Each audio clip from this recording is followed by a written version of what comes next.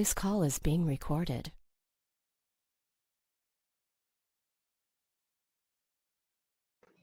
Islam, Islam, Islamism. Bismillah, ar-Rahman, ar-Rahim. First and foremost, I'd like to rise to my highest of heights and give all preferred praise to our Father God Allah, acknowledging our ancestors, known and unknown, recognizing and naming all true and divine prophets, Jesus, Muhammad, Buddha, Confucius, and the last prophet in these days and times, our illustrious Hebrew prophet, Noble Jew Ali, in his first, second, and third form. I would like to remain standing and extend those honors to our National Grand Sheikh, Joel Bratton Bey, all national officials at headquarters in Baltimore, Maryland, all sheiks, sheikesses, deputy sheiks, and deputy sheikesses, and all of our friends, visitors, guests, citizens, members, children, students. I greet everyone with Islam. Today's date, for the record, is August 15th, 2021. And as always, on the onset of our calls, we pay homage to our Mother, Father, God, Allah. So can I please have everyone who is able to stand facing towards the east, heels together, toes apart, separated at a 45-degree angle, upper arms parallel to the floor, forearms perpendicular, 5 fingers erect and together on the left, and 2 fingers erect and together on the right. Allah, Father of the universe, the Father of love, truth, peace, freedom, and justice. Allah is my protector, my guide, and my salvation, by night and by day, through his holy prophet, Drew Ali. Ameen. We'd like to welcome you all to our National Town Hall Educational Forum call, being brought to you by the Moorish Science Temple, the Divine and National Movement of North America Incorporated, number 13, the Moorish American National Republic, under the guidance and direction of our National Grand Sheikh, Joel Bratton Bey. I am the moderator this evening for our call. I am Deputy Sheikh Cornelius Sanders Bey, calling out of Lake County, Florida Republic. And I will be going into our administrative announcements. And our first administrative announcement will be given by myself. On behalf of the Moorish Science Temple, the Divine and National Movement of North America Incorporated, number 13, the Moorish American National Republic, I would like to thank the guests that are on this Moorish National Town Hall meeting for joining us this evening. Our prophet Noble Jew Ali founded the ancient Canaanite temple in 1913 in Essex County, New Jersey. Later, in 1916, his missionary work was entitled The Moorish Divine and National Movement. In 1917, he transferred the movement to Cook County, Illinois. In 1925, the temple was called the Moorish Temple of Science. In 1926, the temple was incorporated as a civic organization. In 1927, the temple was unofficially adopted as the Moorish Holy Temple of Science. Our prophet Noble Jew Ali stated that the Negro problem is being solved only at subhanallah. The Negro problem is being solved only as it can, and that is by the Moorish Divine and National Movement. If you have a nation, you must have a free national name in order to be recognized by this nation as an American citizen. After lawfully connecting with the private international law of the Pan American Conference in 1928, the temple's name was changed to the Moorish Science Temple of America. The temple was then incorporated as a religious organization under the Illinois Revised Statutes in Cook County, giving the temple and its members national and international power. During this same period of time, unfaithful members of the Moorish Science Temple of America in Chicago and Detroit conspired to destroy the positive existence of the movement, causing great confusion. This is the reason for the misunderstanding of the national side of the movement amongst all Moorish Americans until this very day. Our prophet Noble Jew Ali stated that Chicago is doomed. and Detroit must go down for what they did to I, your prophet. Afterwards, in 1929, our prophet Noble Drew Ali made his transition to the plane of soul. Our purpose of establishing this meeting on Sundays is to properly educate people on what the Negro problem really is and to educate people concerning the national side of the movement of our prophet Noble Drew Ali so that you may receive a clear understanding of it. Our prophet Noble Drew Ali also stated, "Come all ye Asiatics of America and hear the truth about your nationality and birthrights, because you are not negroes." In other words, all calling themselves negroes, black people, color folk, Afro-American, Latino, Puerto Rican, Hispanic, or any other such names that delude to slavery, you are not these. Your nationality has been taken away from you, and your birthrights have been stolen from you by way of your original birth certificate, social security card, and your state ID/driver's license, which is why clear color copies, both front and back from these, is required from you when applying for Moorish American citizenship as you transform from your lower self to your higher self while working towards your actual freedom and becoming free national Moorish American citizens. You have ignorantly contracted into the jurisdiction of the federal U.S. government corporation. Thus, your nationality is United States. You have surrendered your free national state citizenship by registering yourself voluntarily as a beneficiary of the U.S. government corporation by way of your birth certificate, which is an unrevealed trust account instrument, placing you in commerce with the federal U.S. Federal U.S. citizens are not citizens at all. They are subjects and property of the District of Columbia. Residents and franchisees of the subhanAllah, residents and franchisees of the so-called bankrupt U.S. government corporation under municipal law.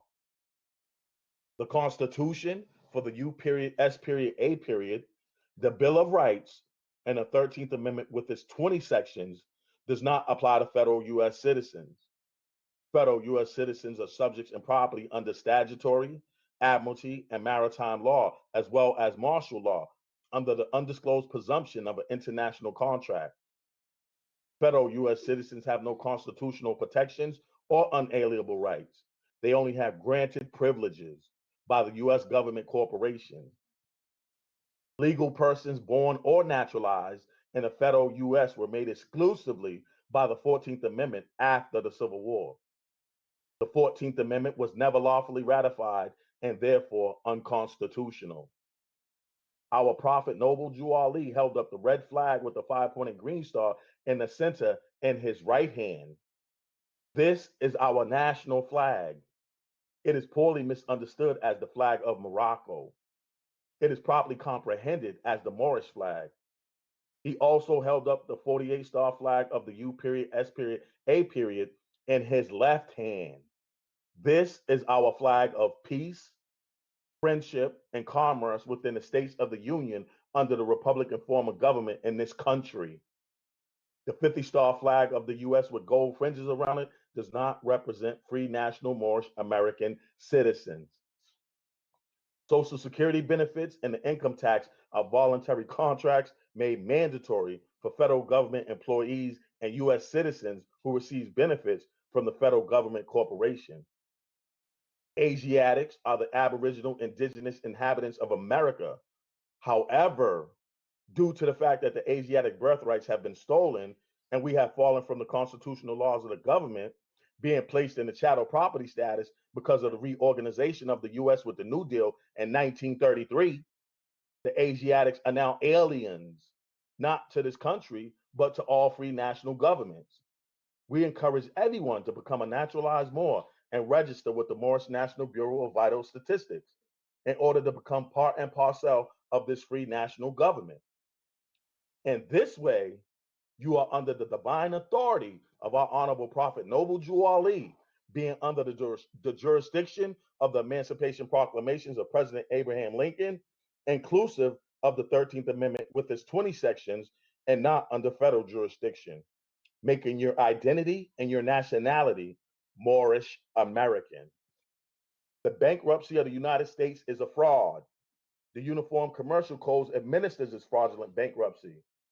For those who undergo the UCC 1 financing statement and its further paperwork applications, become a party to this fraud and disconnect themselves from the divine authority of our honorable prophet, Noble Jew Ali, which is the conspiracy of the international banking cartel against us Moorish Americans. Also, having a seat in the United Nations is a trap. This places you under the controls of the cartels of Europe as well. Furthermore, a government that is a democracy is a trick because this type of government is not of the common people, for the common people, nor by the common people. Educating the masses on these issues in order for the Asiatics to become functionally active is of the utmost importance for the progress and growth of the Moorish Divine and National Movement. For more information, visit our website, www.moorishamericannationalrepublic.com. During this meeting, we would like our guests to remain muted if you are not speaking. This will prevent background noise coming from you as these calls are being recorded. When you want to speak, press the star button twice to unmute your phone and state your name and where you are calling from. You may submit your questions to our email, townhall@moorishamericannationalrepublic.com. So your questions will be subhanallah, so your questions will be answered in the order in which they are received, as the email questions supersede direct questions from the audience. We would like our guests to continue to attend these meetings, and please invite your family members, associates, and friends to attend these meetings. And that will conclude our first administrative announcement. Our next administrative announcement will be coming by way of our Sunday school, and it'll be given by our Deputy Sheikess, Ariana Sanders Bay. Islam, their beloved angel daughter, you can press star star and you have the floor. Islam. Islam, beloved, you have the floor. Islam, this is Deputy Sheik's sister Ariana Sanders Bay calling from the Florida Republic. First, I'd like to rise to my highest height, giving all perfect praise to our Mother, Father, God, Allah, and giving honors to all the true and divine prophets, namely Jesus, Muhammed, Buddha, Confucius, and the last prophet in these days and times, our illustrious Hebrew prophet, Noble Jew Ali, in his first, second, and third form. I would like to remain standing and extend those honors to our National Grand Sheikh, Joe Bradley, all national officials at headquarters in Baltimore, Maryland, all sheikhs, sheikesses, deputy sheikesses, and to all that are on the call. Islam. The Divine and National Movement of North America, Incorporated, number 13, the Moorish American National Republic, expects the presence of all members and invites the public to join us every Sunday at 12 p.m. Eastern Standard Time for our Moorish Sunday class conference call. Please join us by calling 443-961-4434.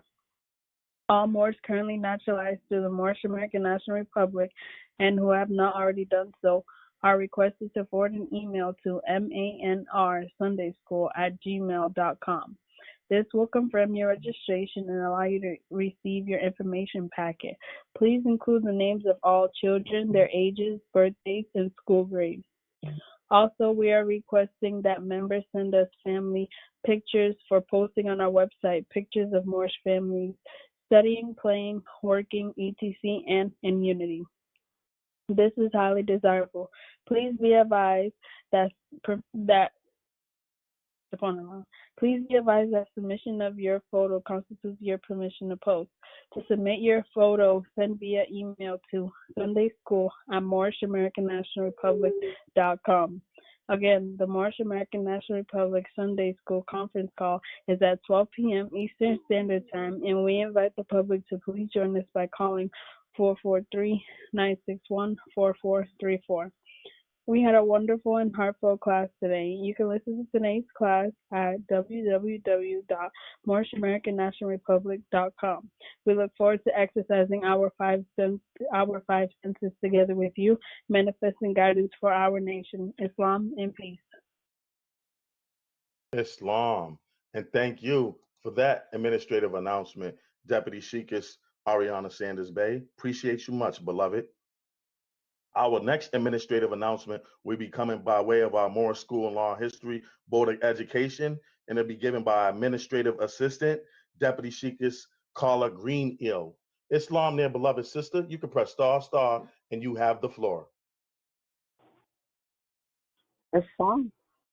Islam, Deputy Sheikis, Carla Green Ill, trusting all is well with you. It's a pleasure to hear your vibrations, trusting all is well with you and the family, and you have the floor. Islam, and thank you, Brother Deputy Chief Cornelius Sanders Bay. It's great to hear your vibrations on the call tonight. You sound strong, brother. Praise Allah.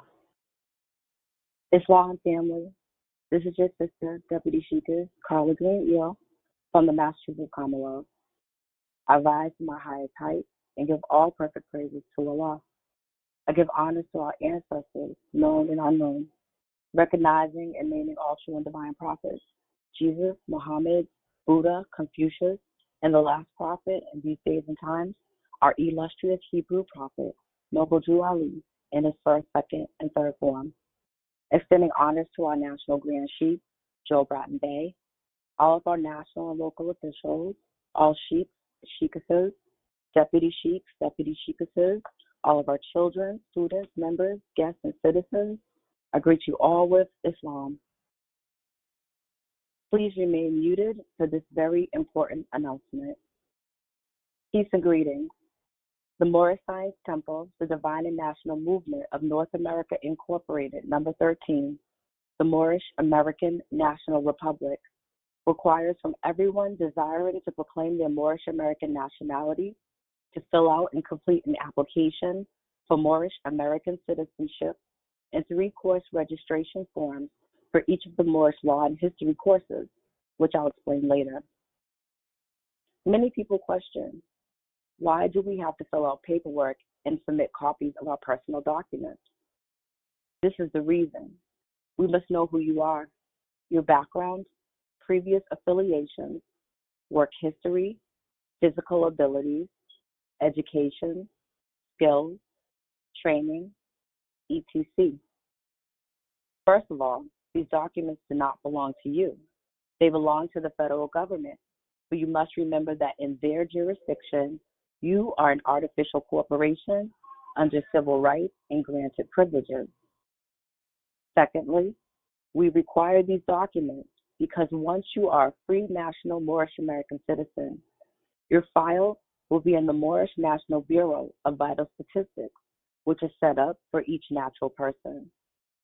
These Moorish documents that you'll be receiving at the time of your naturalization are prepared from these documents.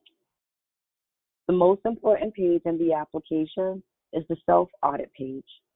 This allows you to make sure you know the appropriate attire to wear during naturalization and are submitting the required documents, fees, and photos. The documents must be clear color copies for clarity and authenticity. The photos must be passport size. We use the photos for your nationality and ID card. Please have your national and religious headdress on and write your name on the back of the photos. The application process is reviewed each week because applications are received in the National Registrar's Office either with incomplete applications, no photos, or no documents. If a question on the application does not apply to you, place N/A, not applicable.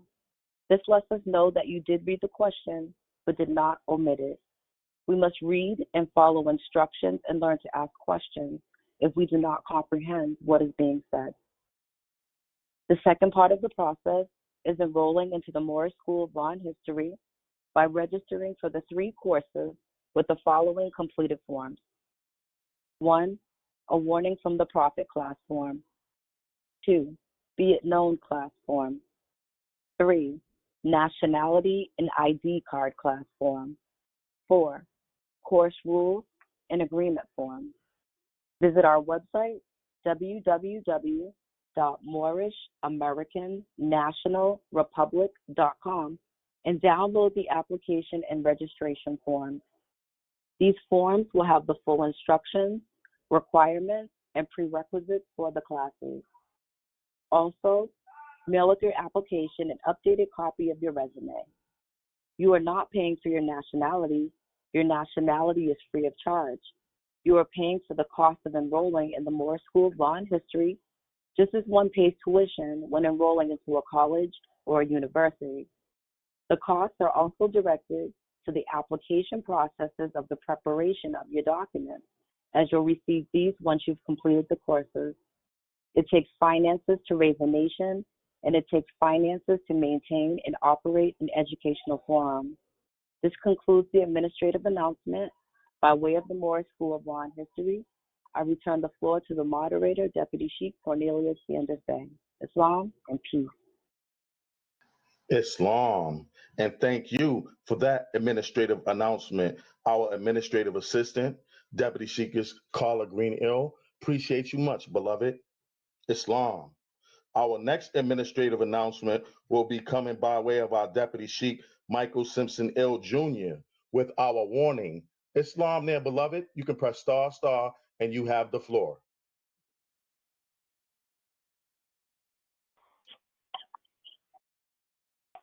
Islam there, Deputy Sheikh Sanders Bey. Can you hear me? Islam, Deputy Sheikh, Brother Michael Simpson Ill Jr. I can hear you loud and clear. Trusting all is well with you and the family. Your vibrations is strong, and you have the floor. Islamism. Good to hear your vibrations as well. All is well with you. All is truly well, and all is truly well with you and the family. Indeed. All praises due unto Allah, my good brother. All praises due unto Allah. Giving thanks. You have the floor. Islam. All praises to Allah. Good. Much honor and gratitude, Deputy Sheikh Cornelius Sanders Bey. Deputy Sheikh Michael Simpson Ill Jr., calling out of Wayne County, Michigan Republic. First, I'd like to rise to my highest heights and giving all-purpose praise to the great God Allah, to all our ancestors, spoken and unspoken, naming and honoring our true and divine prophets, Jesus, Muhammed, Buddha, and Confucius, and our last prophet in these days and times, our illustrious Hebrew prophet, our great Redeemer, Noble U.S.A. in his first, second, and third form. I also like to extend those honors to our headquarters in Baltimore, Maryland, Temple number 13, our National Grand Sheikh, Joe Bratton Bey, to all our national officials, sheiks, sheikesses, deputy sheiks, and deputy sheikesses, and to all our family, friends, guests, members, citizens, and to our illustrious future, our children, I greet you all with Islam. This administrative announcement is coming by way of our Sergeant at Arms Administration. Warning, if any person, groups, or companies claiming to represent the Moorish Science Temple, the Divine and National Movement of North America, Incorporated, number 13, the Moorish American National Republic, in any way and offer to sell you such things as the application for Moorish American citizenship, naturalization paperwork, nationalization paperwork, trust documents with the Moorish American National Republic's logos, passports, diplomatic appointments, diplomatic papers, diplomatic motor vehicle license plates, driver's licenses, titles of nobility, doctorates or other educational titles, business banking licenses, tax shelters, tax identification cards, or the likeness of any of these, please contact the Moorish National Bureau of Investigation at area code 410-501-7301. I repeat, area code 410-501-7301. Immediately, violators will be prosecuted to the fullest extent of the law.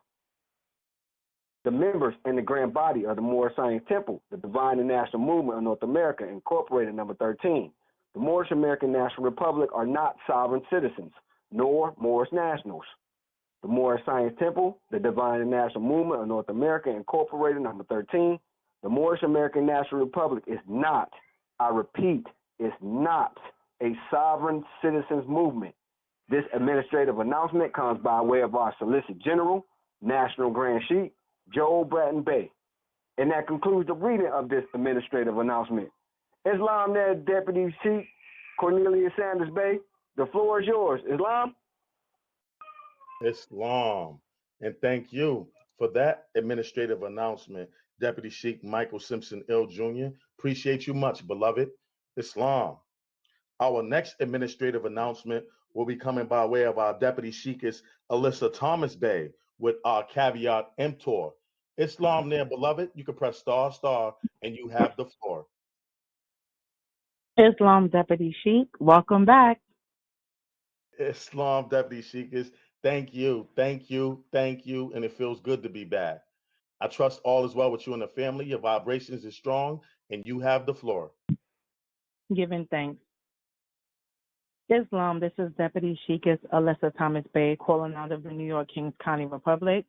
First, I'd like to rise. I give all perfect praises to Allah, all of the divine prophets, Jesus, Muhammed, Buddha, and Confucius, our prophet in these days and time, Prophet Noble Drew Ali, our national Grand Sheikh, Joe Bratton Bay, all of our national officials, all of our sheikesses, deputy sheiks, deputy sheikesses, members, citizens, students, and guests. I greet you all with Islam. Notice to the public, let the buyer beware. Caveat emptor, Moors are men upright, independent, and fearless, who care for their loved ones and follow the prophet to a destiny which is not uncertain nor unknown. They are fortified by the impregnable doctrine built upon love, truth, peace, freedom, and justice. It is therefore folly at its greatest heights for smelly culprits with their insidious plans to invade such realms. They try and try, but their own bad planning brings down wrath upon their heads like the sword old Damocles had. Intrigue and scurrilous cunnings find a difficult path to travel within the ranks of the Moors. This is so because the Moorish movement has been well planned by Prophet Noble Drew Ali, whose latent powers are abundant, unknown, and may be called into action as a matter of defense at any moment. Prophet Noble Drew Ali knows the people within his ranks who are interested. They are vanguard of the movement as the Moorish hordes increase here in America. All of the Moors are active, not passive.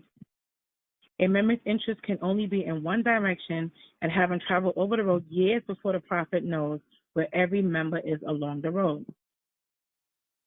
A few feet below is another road where schemers walk, where traders grin, and culprits bask in the sun. They think they are on the same road with the true Moors, but the Moors are high above on a pinnacle where they might view the destructionists as they fall for the last time and their bones bleach in the sultry midday sun. Hungry scavengers flying high catch scent, devour, and leave crying out, caveat emptor, cast out the dead carcass.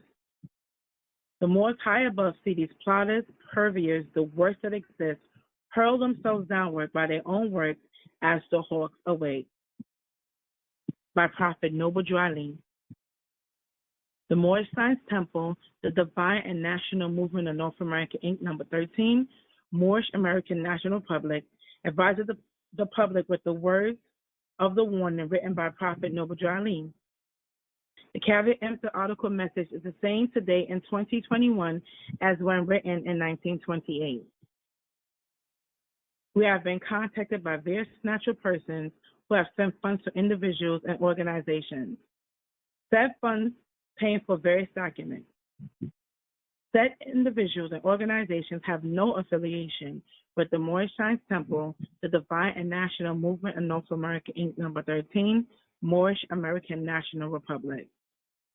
Be herein advised, the Moorish Science Temple, the Divine and National Movement of North America, Inc., number 13, Moorish American National Republic, does not sell documents of any type. Again, we do not sell documents. Again, be herein notified that said individuals and organizations have no affiliation with our organization, the Moorish Science Temple, the Divine and National Movement of North America, Inc., number 13, Moorish American National Republic. Some of said organizations have merit names which read closer to ours. Therefore, pay close attention to whom it is you are sending your funds. As the Moorish Science Temple, the Divine and National Movement of North America, Inc., number 13, Moorish American National Republic carries no liability for funds sent to these individuals and organizations. There may be others, yet the three I'm about to list have repeatedly been cited by those natural persons as the parties to whom funds were sent on the guise of sending said funds to our organization. Number 1, RV Bay Publications. Number 2, the Moorish National Republic, the federal government, the Moorish Divine and National Movement of the World, the Moorish Science Temple of America, and 3, Bureau of Moorish Affairs, Moorish State University. We will update this list as necessary. Trustee, the public is advised. Let the buyer beware. That concludes my administrative announcement. I return to the floor to the moderator. Islam and peace. Islam. And thank you for that administrative announcement, Deputy Sheikah Alyssa Thomas Bey. Appreciate you much, beloved. Islam. Our next administrative announcements will be coming by way of our Deputy Sheikah Norma Solomon Eel with our National Holy Night Conference call and our Sisters Auxiliary call. Islam there, beloved. You can press star, star, and you have the floor. Islam, beloved Deputy Sheikh. Islam, Deputy Sheikah Norma Solomon Ill, trusting all is well with you. It's always a pleasure to hear your vibrations, trusting all is well with you in the family, and you have the floor. All is truly well. Praise Allah. Good to hear your vibration again. Islam to the family. This is Sister Norma Solomon Eel calling,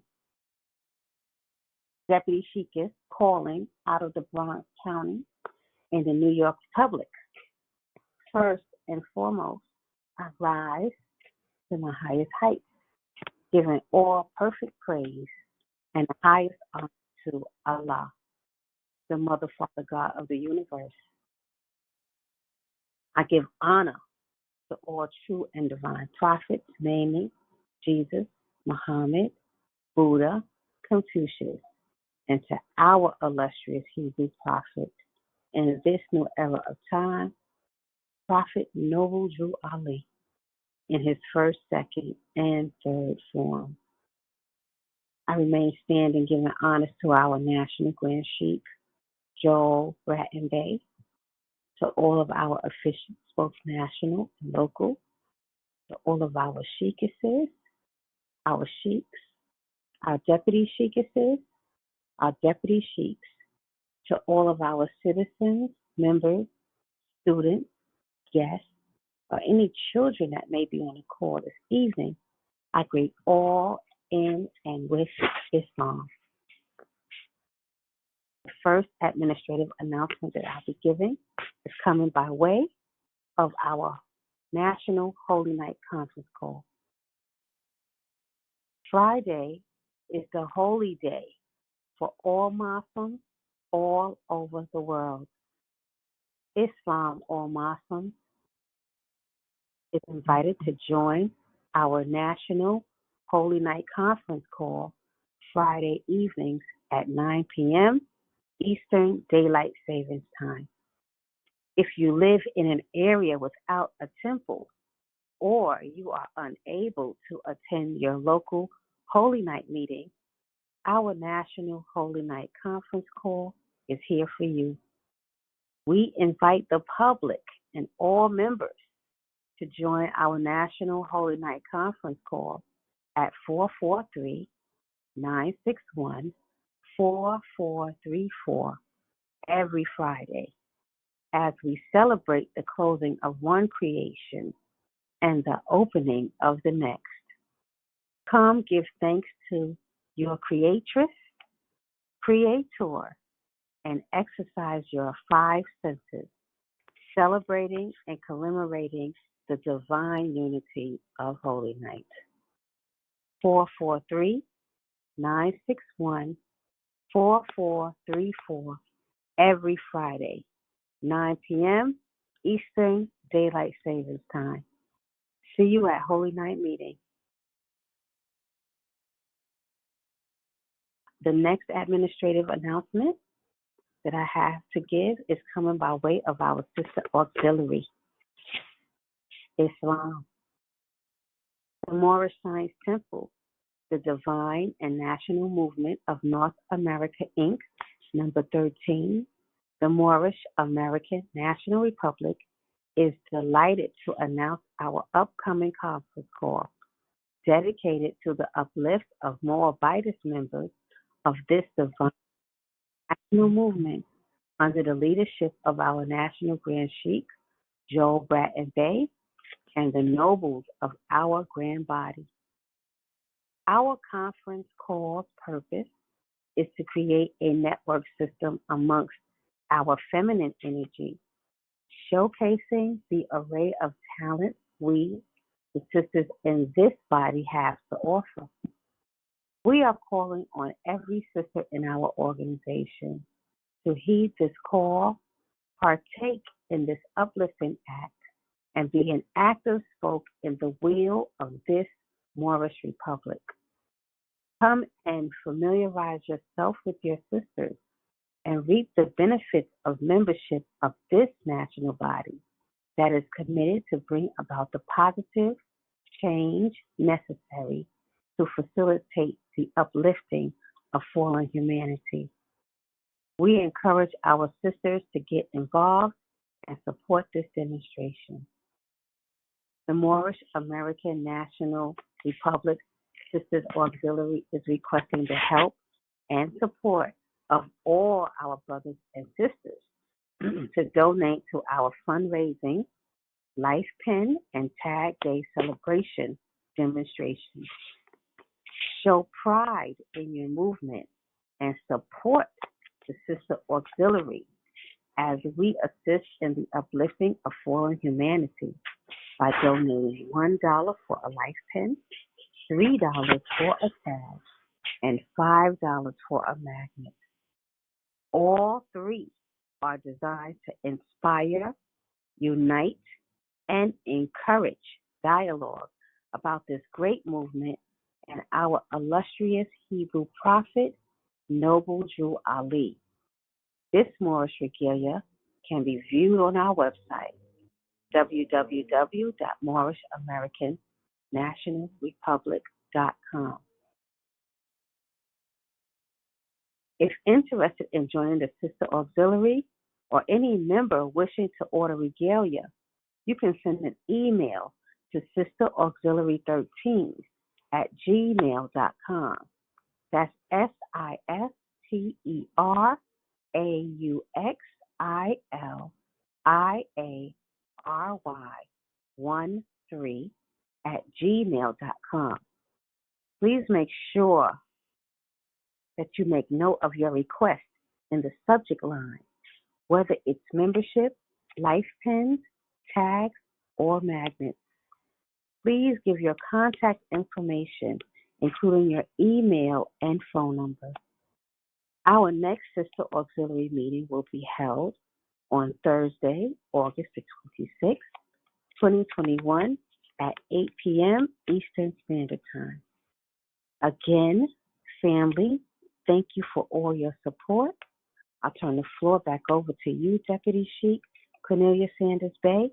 Islam and peace. Islam. And thank you for those administrative announcements. Our Deputy Sheikh is Norma Solomon Ill. Appreciate you much, beloved. Islam. At this time, if there's any announcements from any of our national officials, you can press ***, and you have the floor. Islam. Islam. That sounds like Sheikh Lawrence Young Bay. Islam, it's me. Islam. I'm glad to hear that you're feeling better, brother. Deputy Sheikh Cornelia Sanders Bay, and also Aviana Sanders Bay, Deputy Sheikh, is glad to hear that she's feeling well as well. This is Islam. Upon a part of self, I just wanted to take the time to tell you thank you very much. I definitely appreciate everyone and their positive energies and healings and blessings. And it's definitely been a blessing. Praise Allah, Allahu Akbar. I thank you all much. Islam, Sheikh, you have the floor. Islam. I am Sheikh Lawrence Young Bay, National Treasurer and Divine Minister out of the North Carolina Republic. First, I rise to my highest height, giving all perfect praises to Allah and to honors to our ancestors. Some we know of, some we don't. To all our true and divine prophets, just to name a few: Jesus, Muhammed, Buddha, and Confucius. And the last prophet in these days and times, our Redeemer, our illustrious Hebrew prophet, Noble Jew Allah the First, the second, and the third form, I extend my honors to the forerunner for Noble Drew Allah, Marcus Mosiah Garvey, and to our national Grand Sheikh Joe Bratton Bey, and to the Grand Body, to the Sheikhs, Sheikesses, Deputy Sheikhs, Deputy Sheikesses, brothers and sisters, and parents and students in our Sunday school, and everyone on the call. I greet you with love and Islam, Islam, Islam. This administrative announcement is to the members. Keeping in line with Act 7 of the Divine Constitution and bylaws, when mailing your dues, please include your original dues card with a photocopy of your original dues card. In the upper right-hand corner of your original dues card, you will see the letters DON and a blank line beside it, which stands for date of naturalization. Write the date you were naturalized on that line. If DON is not written in the right-hand corner, write the date you were naturalized anyway. If you do not remember the date you were naturalized, please refer to your certificate of registration for that date. Make 2 copies.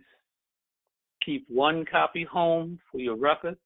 Include the month and year you are paying your dues. Payments received will be automatically applied to past due balances first until your account is brought current. Officers, sheikhs, sheikesses, deputy sheikhs, and deputy sheikesses are required to pay $35 a month. Members are $20 a month.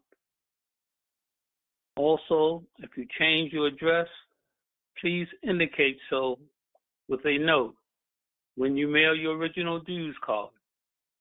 This is so we can update and mark your records correctly.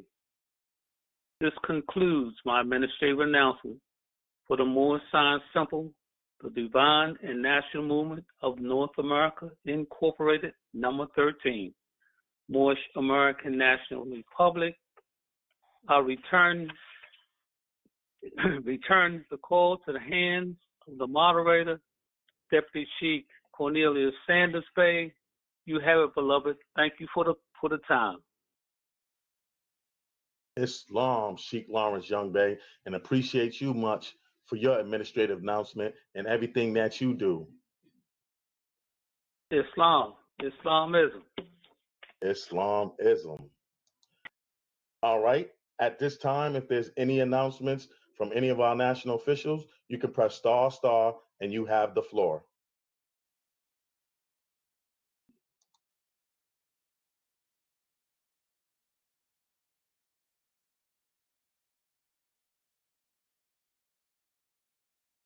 Islam.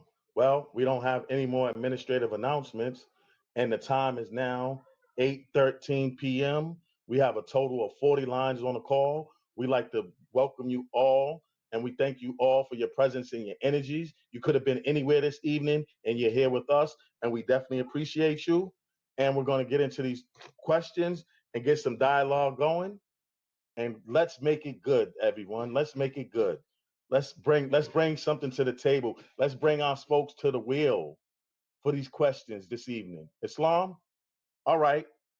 Our first question on the floor reads, where did the name of a Mexim originate? And what does a Mexim mean? Islam? You can press ***, state your name and where you're calling from. We would love to hear from you. Where did the name of a Mexim originate? And what does a Mexim mean? Islam?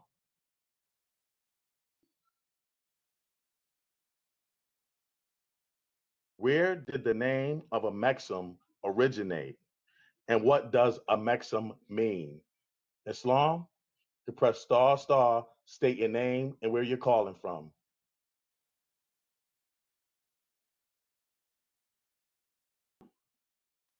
Islam. Well, I'm not gonna sit here. We're not gonna sit in silence. So, Islam, coming through. Islam, Deputy Sheikh Makabe, you have the floor. Islam, I take a shot at it. Bismillahirrahmanirrahim. Ever rising to my heights, giving perfect praises to Allah, cherisher of all worlds, and giving honors to all true and divine prophets, seen, unseen, known, unknown, and reincarnated, and to illustrious Hebrew prophets in these days and time, bringing us nationality and birthright. Our Redeemer, honor, noble Jew, Allah, Islam. Extending those divine honors to our national Grand Chief, a true freedom fighter, Joel Breton Bay, and to our officials in Baltimore and other republics. And those honors to all on the call, Marcus Messiah, God be the forerunner, and the ancient spirit that guides us through these turbulent times. So, as the question dictates, where did the name originate? Was doing some search and these guys couldn't really come up with too much things, but I'm gonna read what I did find and then give my version. So it says, coming from Rukeve Ochuko, Islam. What is Africa's original name? Yes. The name Africa is a phenomenon. Not gonna read everything, just highlight certain things that stood out.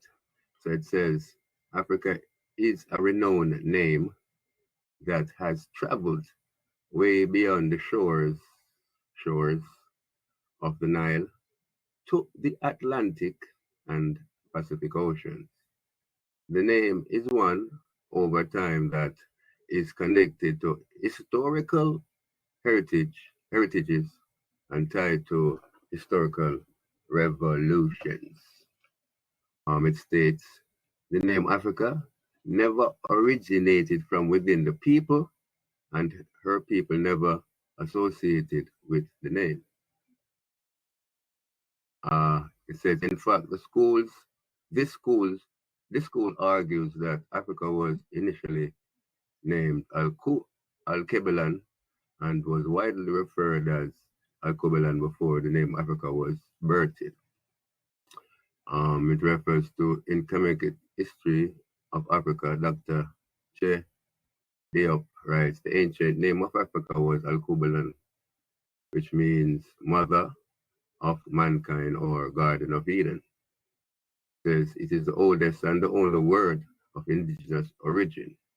It was used by the Moors, Nubians, Numidians, Carthaginians, and Ethiopians. Africa, the current misnomer adopted by almost everyone today, was given to this continent by the ancient Greeks and Romans. End quote. It talks about African conquered empires moving from one region to another, adding more territories to the nation's masses, creating today the second largest continent in the world. It says it's the Moors to date hold the topmost position as one and the strongest, richest, and educated empires the whole of history has encountered. It says, many theories have tried to dispute the fact that West African states were initially named Africa. and had no prior relationship, being part of ancient Kemet, which was under the name Al-Kubalan during the days of old. Some European historians have led the European people to believe they originated from Mecca instead of Egypt in Northeast Africa. He also asserts that the ancestors of the Yorubas were Coptic Christians from Egypt. More so, both places share the same traditional beliefs like the gods they worship and the beliefs of the afterlife.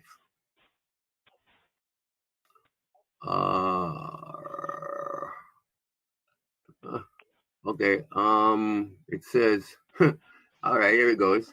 The history of the continent is known, but the true name and its origin still raises controversies to date. What are your thoughts? So, this last, this question here, it's like they don't really understand what it's about. So, our prophet taught us that Amexem is the first true and divine name of Africa. So, with that being stated, I end my citing and return the floor to Mother Islam. Peace. Islam, Deputy Sheikh Makabe, and appreciate you for your demonstration. At this time, if there's anyone who has any questions, comments, concerns, or anyone that would like to add on to what has already been stated, the floor is now open. You can press star, state your name and where you're calling from. Islam. Islam. Islam Deputy Sheikh Cornelius Sanders Bay. This is Sheikh Casey Bay, Texas Republic. And I've got to tell you, it sounds absolutely wonderful to hear your strong vibration on this line, guiding us once again on these Sunday conference calls as the moderator. It is a pleasure to hear you and your seed give the fabulous demonstrations that you do. So Islam, and great honor to you on this fantabulous Sunday evening. Islam, Deputy Sheikh. Islam, giving thanks, beloved. Appreciate you much. You have the floor. Thank you, beloved. Rising to my highest height, giving all due honor, praise to Allah, the great God of the universe, to our holy prophet, Noble Drew Ali, our national Grand Sheikh, Joel Bratton Bay, to every Sheikh, Sheikhess, Deputy Sheikhess, faithful members abroad, Islam, peace, and love to each and every one of you. Deputy Sheikh, if you'll be kind enough just to re-ask that question just so I have clarity. Indeed. The question reads, where did the name of Amexem originate? And what does Amexem mean? Islam? Islam, thank you very much. Well, as a Moorish American, I would think that we, knowing the divine instructions from our holy prophet, the first thing I would do is refer to my Circle 7. And in doing so, just like our Deputy Sheikh did, alluding to, speaking on, should I say, chapter 47, is really found in the first 3 chapters. Let me just clarify that, okay? The divine instructions from the Holy Prophet. Egypt, the capital empire of the dominions of Africa. The inhabitants of Africa are the descendants of the ancient Canaanites from the land of Canaan. 1. 2. Old man Cush and his family are the first inhabitants of Africa who came from the land of Canaan. 3. His father Ham and his family were second. Then came the word Ethiopia, which means the demarcation line of the dominion of Amexem. So here's the answer. The first true and divine name of Africa, the dividing of the land between the father and the son. That's the answer. Cut and dry. Now, the intricacy, like our dear Deputy Sheikh allowed us to be able to hear from his beautiful demonstration is that you have to understand, in fact, what Africa really is, because it's not what we see on the eastern line, on the eastern side of the world. That was the cesspit Africa. Okay? But what we really know as Africa, taught to us by our holy prophet, Noble Drew Ali, we're here in North Africa right now. So this takes intensive study on our literature, because you have to understand the light may have come from the east, but we as Muslims of the West understand that everything really started here. This happened on this side of the water. Yashua walked over here. Those divine stories that you hear happened here first. Then it happened over in the east. Know your place, Moabites. Know our dominion. And to answer a question like that is really just simple. Refer to chapter 47. Read the first 3 verses, and there's your answer right there. What a Mexican is. Islam, and I yield the floor. I come in love, and I leave in love. Islam. Islam. And thank you for that beautiful demonstration, Sheikh Case and Bay. Hit the nail right on the head. Couldn't have been no clearer. Definitely appreciate you and your energies. Islam. Islam, Deputy Sheikh. Much love to you. And again, thank you very much for your strong leadership on these calls. We always look forward to supporting you and being here with what we can. Islam and love, beloved Deputy Sheikh Cornelius Sanders Bay. Islam, beloved, giving thanks. Beautiful demonstration. And we'll be moving on to our next question. But just to add on to what was stated, because Sheikh gave us a beautiful demonstration, and there was no need to put anything else on it because he went right straight to the source. But I'd like to just add on from our 101 Quran questions for Moorish children. When we look at key number 33, it says, what is the modern name for a Mexim? It's Africa. So it's just tying it all in together. Islam.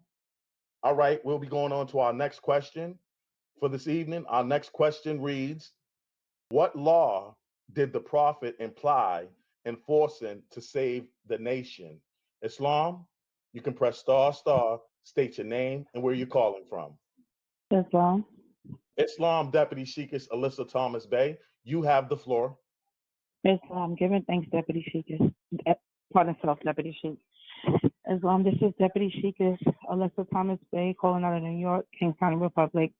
We rising, giving all the perfect praises to Allah, the Father of the universe, all the divine prophets, our prophet in these days of time, Prophet Noah Jali, our national Grand Sheikh, and all of our national officials, brothers and sisters on the call. I'm going to just simply state that the prophet was speaking about, he had to give laws and enforce laws to save the nation because he knew that our people fell from the constitutional fold of government. And the only way to get back into the constitutional fold of government is to enforce laws to save the nation. So the laws that he's talking about is the Articles of Association, the Declaration of Independence, the Articles of Confederation, the Constitution for the United States, the first 7 articles, the 4 proclamations, and the 13th Amendment with 20 sections. So the reason why, as I stated before, this had to be done is because we fell from the constitutional fold of government, and all the ill and mistreatments that our people are experiencing due to alluding to names of slavery can only be fixed, overturned, and rectified by getting back into the constitutional fold of government. And it was so important that he even specified and spoke about it in a divine warning by the prophet for the nation. I'm not going to read the whole thing. I'm just going to read some of it. So the first paragraph, it says, the citizens of all free national governments, according to their national constitution, are all of one family bearing one free national name. Those who fail to recognize the free national name of their constitutional government are classed as undesirable and are subject to all inferior names and abuses and mistreatments that the citizens care to bestow upon them. And it is a sin for any group of people to violate the national constitutional laws of a free national government and cling to the names and the principles that allude to slavery.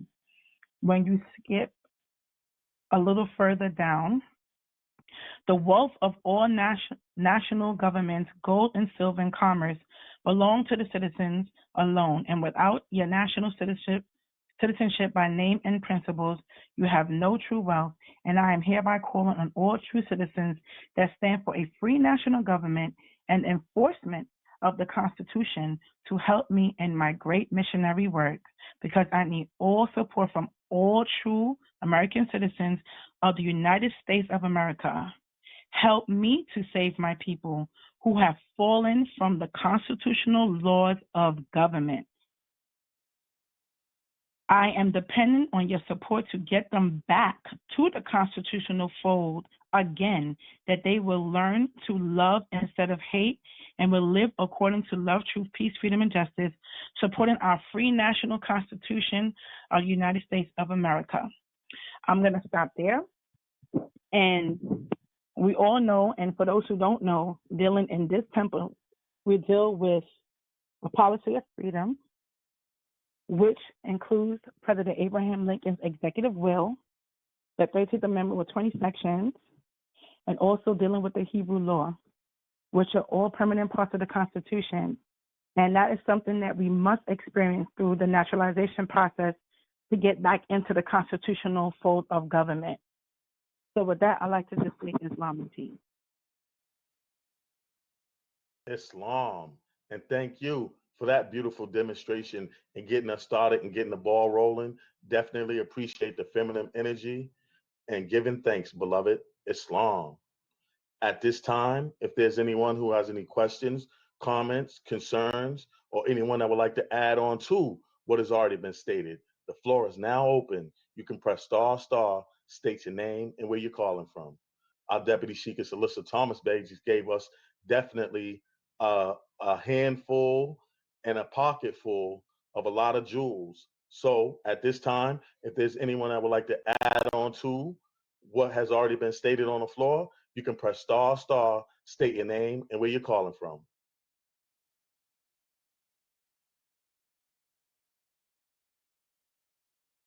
What law did the Prophet imply enforcing to save the nation?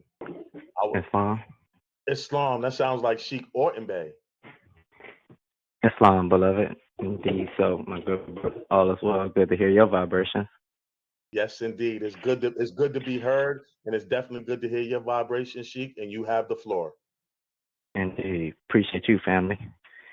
Islam Moore. This is your good brother, Sheikh Isaiah Orton Bey, calling out of Wayne County, Michigan Republic. First and foremost, I'd like to rise to my highest heights and give all perfect praise to our Mother, Father, God of the universe, we more refer to as Allah, remaining standing, ancestors known and unknown, naming, recognizing all true and divine prophets, Jesus, Muhammed, Buddha, Confucius, our last prophet in these last days and times, our illustrious Hebrew prophet, the honorable prophet, noble Jew, Allah, in first, second, and third form. Remaining standing, extending those honors to our national officials at headquarters in Baltimore, Maryland, under the guidance and direction of our national Grand Sheikh, Joe Bratton Bey, all of our sheikhs, sheikesses, our deputy sheikhs, all of our staff, active members, citizens, family, friends, associates. I greet you all in the universal greeting of Islam, Islam, Islam. All right, appreciate you, good brother, for putting the question on the floor. Beautiful elaboration, commentary by Deputy Sheik's Angel, Sister Alyssa Thomas Bey. Not really much to add on to, but I'm just so we can explain the truth in many different ways, but the truth is the truth. So the law that our prophet is implying us to enforce, we have to go back to the warning, because he warned us. He told us of something that was going to come, something that was going to harm us. He lets us know in the warning of 1928 that the 14th and the 15th Amendments were not admirable to us. He told us that this brought the North and the South in unity. All right? The 14th Amendment was forcefully and was and forcefully inflicted upon the nation. We know that the South, just from a logical standpoint, once we study, once we know what to look into, again, Prophet Noble Ali is giving us the scene of the crime, 1779 and 1865. So he gave us a place or a timeline for us to look back into so we can be educated to, because currently the information that was presented, it had to be false. All right? So if he's telling us that the 14th and 15th Amendment is not admirable to us, evidently there's a law out there, as he stated. We have to enforce the law to save the nation. So as Moorish Americans, one goal, one aim, one voice, we should all be saying the same thing. The prophet said that it's only but one issue, recognition. So during those times of the Civil War, when we researched, because this is what took place in the early 1860, so once we start to do our thorough research there, being educated through the Moorish School of Law and History, as each temple is supposed to be established to teach this information. We have to have the historical background to enforce the lawful content. If we don't know the history, how do we know what law Prophet Noble Ali is speaking of? He teaches us that the constitutional law that has been enforced since 1774, it hasn't been changed. And it declared all men equal and free. I'm paraphrasing, but just to give you a synopsis. So if all men are born equal and free, then there's no need for the application of the 14th and 15th Amendment. So all this is eliminated now. The conspiracy, that which is not, has been eliminated. So now we go back. What was the law that abolished slavery?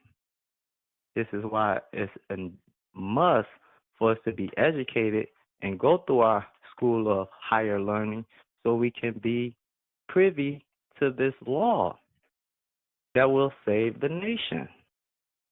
And as our sister stated, the Emancipation Proclamations of the late President Abraham Lincoln, this is the policy of freedom. Now, what enforces this policy? It needs a law. Everything has an enabling law. So the enabling law to enforce, to save the nation, as we must be naturalized, is deal with what? Yeah, classification, identification, status as a citizen, colonization, compensation. This is the executive will. We were written into the executive will of the late president.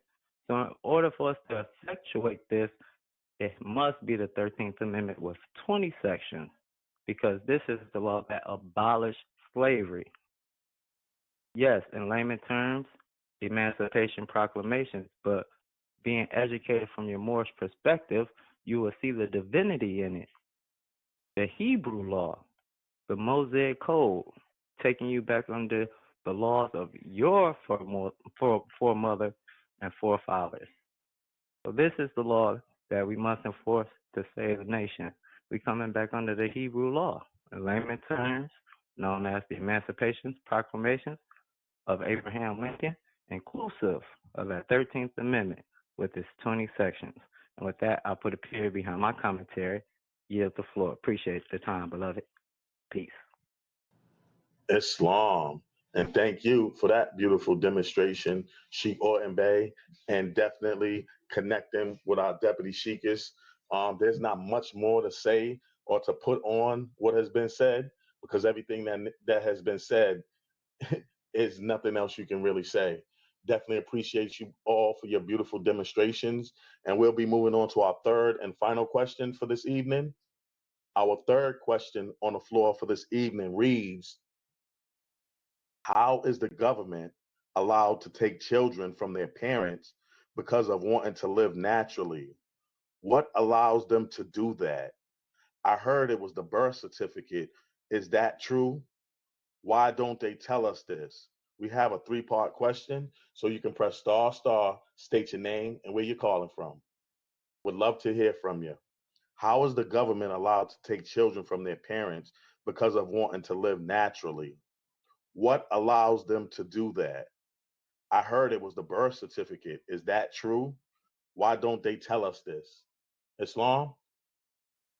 You can press star star, state your name and where you're calling from. The questionnaire. Islam. Islam Deputy Sheikh Alyssa Thomas Bey. You have the floor. Give it thanks, Deputy Sheikh. Islam, this is Deputy Sheikh Alyssa Thomas Bey, revising to my high type. This is a great question. And I work in the social services field, and I see a lot of things happen to Asiatics each and every day. The birth certificate is a form of adhesion contract. And the birth certificate is just a part of the de facto government. And those are tools that are given and assigned to brothers and sisters, children when they're born. But it's bigger than just the birth certificate. We got to look at the system where it's coming from and look past it. And it actually connects to what we just were speaking about, the constitutional fold of government and getting back to the constitutional fold of government. You know, when these marks of slavery were put on us, we fell from grace. We pretty much were taken out of the human family and it's de facto government. And the only way to return is to get back into the constitutional fold of government. So it's about proclaiming your nationality, being naturalized, to get back into the constitutional fold of government, as we just stated a few minutes ago, and the Sheikh also reiterated. And you get back into the human family. You correct your documents, and you put these government agencies and the world on notice that you know exactly who you are, where you stem from, your creed, and who your ancient foremothers and forefathers are. So, you know, when our people are born, everybody gets a birth certificate that goes to a hospital, and they get these documents. And it's all right because things happen, you know, and sometimes we try to figure it out. But it's once you have the information, it's about getting back into the constitutional fold of government and doing what's right. So naturalization is the way to go. And I'm not saying that as soon as you do certain things, these doors will just, nothing can happen, this, and the third. But once you know who you are and you let them know that who you are, it'll be very hard for them to pull a lot of stunts. A lot of times things happen because people don't understand who they are. They don't understand what rights they have under their status and how they could correct it. So I think it's very important that everything starts with education so we can reverse what is being done to our people as a collective and as a whole. And I think the last part was why they don't tell you. Simple. They do not have your best interest at heart. They don't have your best interest at heart. They don't have your children's best interest at heart. They have a whole system and they have an agenda when people are born into it, you know. A lot of assignments, a lot of debts that are automatically put on people. So it's not in their benefit to support a natural, holistic lifestyle, religious lifestyle where you can, you know, study and grow religiously under your own vine and fig tree. It is not in their best interest to do what's right for you. You have to do what's right for you and your family. And it starts with education, correcting your status, correcting your documents, and putting these agencies on notice. So when they do come around trying to do their song and dance, not only can you stand up for yourself and your family, you have a whole movement that will be behind you and support you because you're doing what is your God-given right. And that's all I really have to say. Islam and peace. Islam. And thank you for that beautiful demonstration. Our Deputy Sheikh is Alyssa Thomas Bay. Definitely appreciate the energy. It was definitely felt. And I trust that everyone felt you also. Giving thanks, beloved. Islam. Islam. Islam. I heard two Islams. So I'll take the first Islam. The second Islam is who? What's your name, brother? Andre Wimbush. Islam, brother Andre Wimbush. I'll bring you on after the brother goes first. Islam? Islam. Islam, my good brother. The first brother, you have the floor. Islam Moors. I am Marcus Troy Reynolds Eel, calling from Connecticut Republic, also known as the Constitutional State. Who granted our charter of war and dispensation. I would like to rise to my highest heights and give all perfect praise to our Mother, Father, God of the universe, Allah.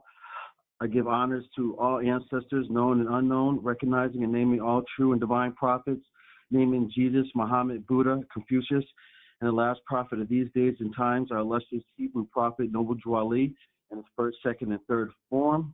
Extending honors to our National Grand Sheikh, Joel Bratton Bey, all the national officials, all sheikhs, sheikesses, deputy sheikesses, and members.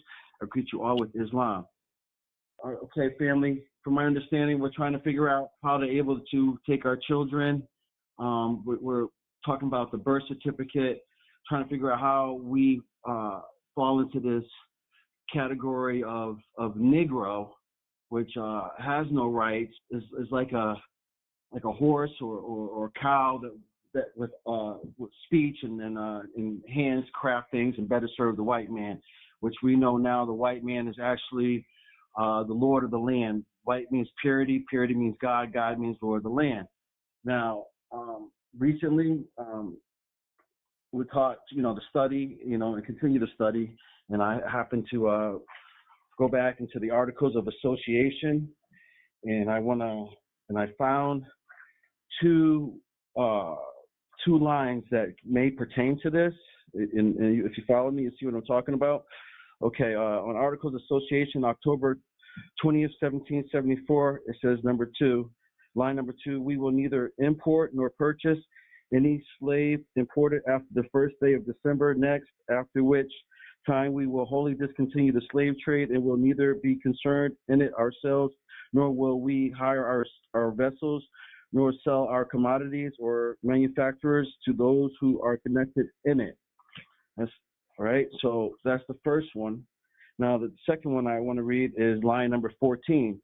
And we do further agree and resolve that we will have no trade, commerce, dealings, or intercourse whatsoever with any colony or province in North America which shall not accede to or which shall hereafter violate this association, but will hold them as unworthy of the rights of free men and as inimical to the liberties of their country. INIMICAL. I might not be pronouncing it right, but it means like the enemy of. So you lose your rights as a free man by being connected to the slave trade. I remember, I'm not sure who, but I remember one of the sheets speaking that you might, as a slave, you might not known that your master was part of the slave trade, and therefore you being associated with him are also part of the slave trade. But the one thing we do know is with us having Negro, Black, and colored on our birth certificate, we're not citizens, all right? And one of the reasons why is because either we were children of the slave trade or we were part of the conspiracy rebellion, one way or another. We're not members. And the other reason why is the classification they have us under is a minority. And I want to read what a minor is and what a minority is out of the Black Laws Dictionary. A minor, an infant or a person who is under the age of legal competence, a term derived from the civil law which describes a person under a certain age as less than so many years. Now, from my understanding, the age of legal competence, well, what age is that? I mean, if you never come to an age where you understand the law, aren't you always under legal? Aren't you incompetent?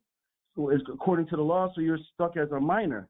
Now they say the minority, the state, is a state or condition of a minor infancy. So that's what I'm getting at. Without us knowing the law, we subject ourselves to this jurisdiction. And yes, the only way out of it would be to naturalize. Naturalization is a process of citizenship after birth. And I'm going to yield the floor at that. I think I said my piece. Islam and peace, family. Islam. And thank you for that beautiful demonstration, Brother Marcus Troy Reynolds Ill. Appreciate you much, beloved. Islam. At this time, Brother Andre Wimbush, you can press ***, and you have the floor. Islam. Want to give praises to the Most High. May Allah be in sweet and holy name. All praises due to Allah. All honors belong to the Most Drew Ali, honorable prophet here on these shores of North America, come to bring us everything, take us to save ourselves and to save the nation. Honors to out was previously given throughout the Moorish Science Temple of America. Honors to you to hear your voice back on call. Yeah, I went through this. Well, I'm still going through it. It's a toil. I give honors to my children. Because they end up kidnapping my 5 children through the system. In my mind, I was thinking, okay, praise Allah. I done gave them the Il and Bay name. You know what I'm saying? Gave them some nice love name. So I'm thinking to myself, they protected. They good. They straight.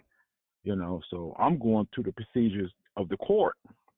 So I did everything I'm supposed to do, put them on notice, doing this, doing that, stay in contact with high officials, paying a little finance, doing things, so I'm saying, okay, we're going to get past this. So the first time, we got past this. We got past through the Wayne County because they really didn't have no jurisdiction. They was just using false evidence, and everything that I presented to them, it was all false, So then my baby mother, she ended up moving to Macomb County. She ended up moving to Macomb County. And I knew right then and there was a setup. Because I felt it, just knew it. Just like, don't move out there.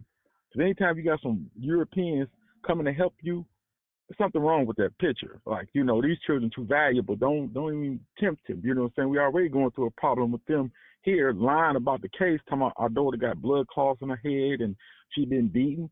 It's how she was born.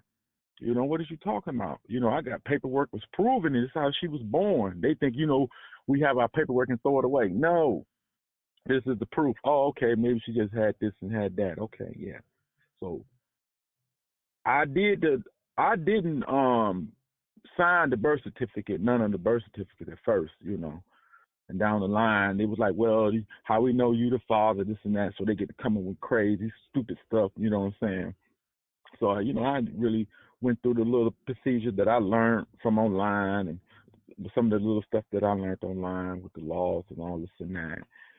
And so we in court, and they still, after everyone said that, for the referee, whoever to let the children, proceed to their father, they still wouldn't let the children go to the father, They still had some type of malicious feelings towards me for something that I didn't even do, have nothing of doing.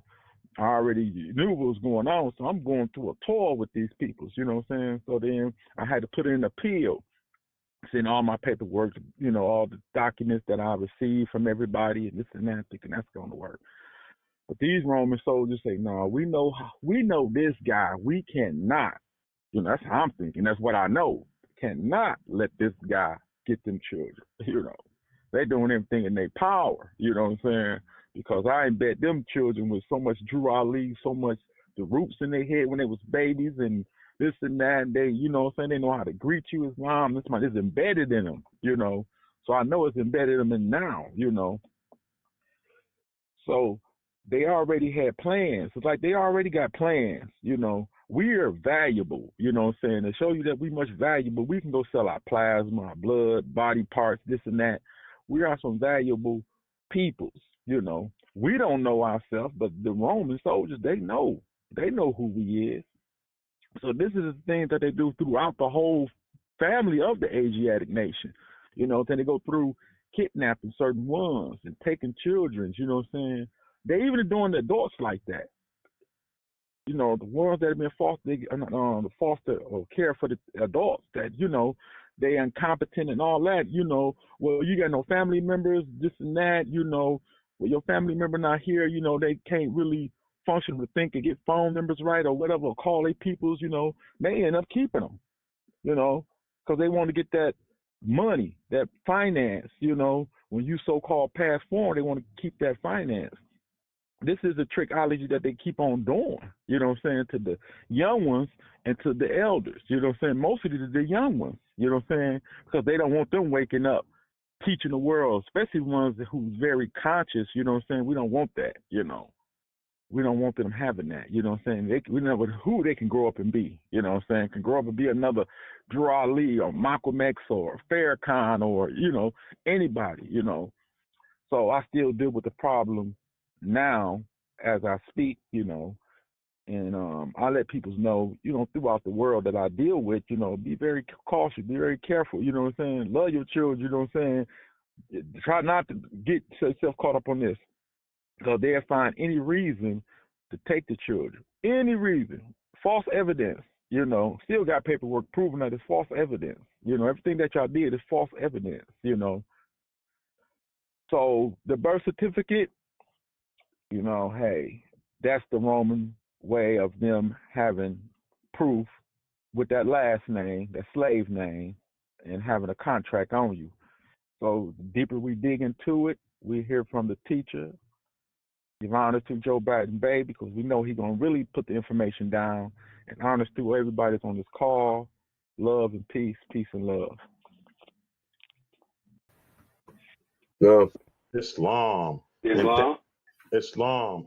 Hold the line 1 second, my good brother. Islam. And thank you for that beautiful demonstration, Brother Andre Wimbush.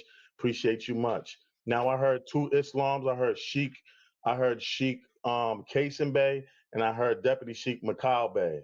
So what we're gonna do is I'm gonna let y'all go ahead. But you know, at 9 o'clock, we go ahead and bring National Grand Sheikh on. So I definitely, you know, would appreciate if you brothers be so kind, and get straight to your points and make the points made so we could bring National Grand Sheikh on. Islam? Islam, and I want to yield the floor to the Deputy Sheikh first and allow him to be able to use his 5 sisters as well. Islam, I yield the floor to my good brother. Islam, Sheikh, appreciate you much. Islam, Bismillah, Bismillah. Give thanks. Give thanks, Sheikh. Islam was ever right and giving perfect praises to Allah. And I just trying to find prophets now. Our Hebrew prophet in these days, and time prophet Noble Jalai, and honest to our leader, all on the call, all Moorish Americans all over the world. Shout out to Mark of the Saiga with the Forerunner and the Ancient Spirits. I'll be short. As our Deputy Speaker Sister Elisa Thomas Bay alluded to earlier about the birth certificate, which is a warehouse certificate, i.e., bonding instrument that that is used to keep us in bondage and give them the right to do whatever they will. Anyway, this is about Michael Brown that was killed in Missouri, Ferguson. So I'm gonna read a little thing and we can decide what they think about us when they see us. So it says Brown was killed after allegedly reaching for Officer Deron Wilson's pistol during a suspected armed robbery. Arrest. La la la. The couple met with the United Nations Committee Against Torture and asked them to take a look at what they consider to be a grievous case of police brutality. The Browns are requesting Officer Wilson immediate arrest and calling for an end to the perceived racial profiling in America. We need answers and we need action. and we have to bring it to the United Nations so they can expose it to the rest of the world. What is going on in small town Ferguson? Said the Brown document, which can be found here. It says the UN, however, blasted back at the couple after only mere hours of deliberation. In a statement released early this morning, senior chairman of the UN contested the couple's plea entirely. The sense of entitlement these people display is reprehensible. Chair member Dr. Amancio Dominguez in an interview with National Report. We call with widespread instances of human rights violation, and frankly, the issues presented to us here are not a blip on our radar. It is our opinion after reviewing all the evidence that the officer in question committed absolutely no wrongdoing. And I landed there. Islam, I turn the floor to the moderator. Yes. 1 second more. So this is why it is very important that we attain and abide by Act 6 to proclaim our nationality to be recognized as American citizens in the United States of America. Return the floor. Sila. Islam, Deputy Sheikh Makabe, appreciate you for your demonstration. Islam, Sheikh Kasim Bey, you have the floor, press star, and you'll be the last demonstration that we'll be taking, and then we'll be going to bring our National Grand Sheikh on. Islam?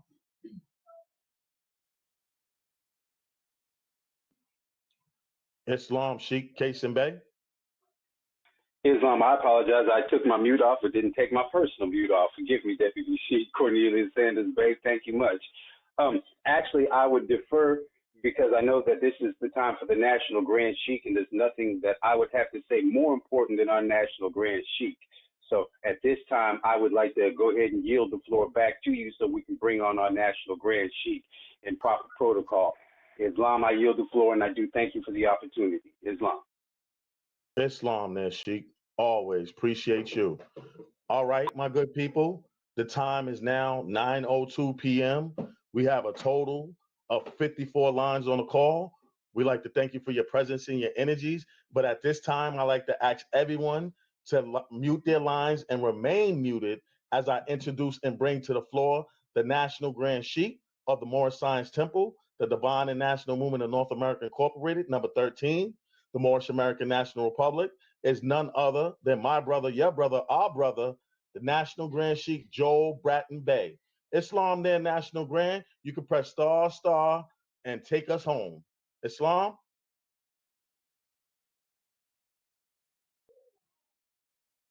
Islam. Thank you, my noble brother. I'm glad to hear your vibration. I'm glad to hear that you're feeling a whole lot better in the family. Praise Allah. And it's good to have you back on post. Islam. Well, Moses, I've always stated that I love to be a part of these calls and connect with our noble brothers and sisters because, this is the time for us to know because we've been assuming and thinking and believing and feeling, but now's the time to know. If man or woman says they know, then they must be what they know. So when you learn the truth, you must demonstrate that truth. You got to be about it.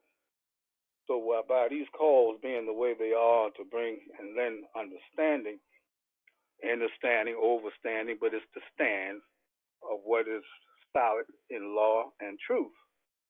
So this is the time for it because as we know, things going to get a whole lot worse before they get better. And that's why these calls are so vital for us to understand the direction we must go in order to get from under this man's yoke.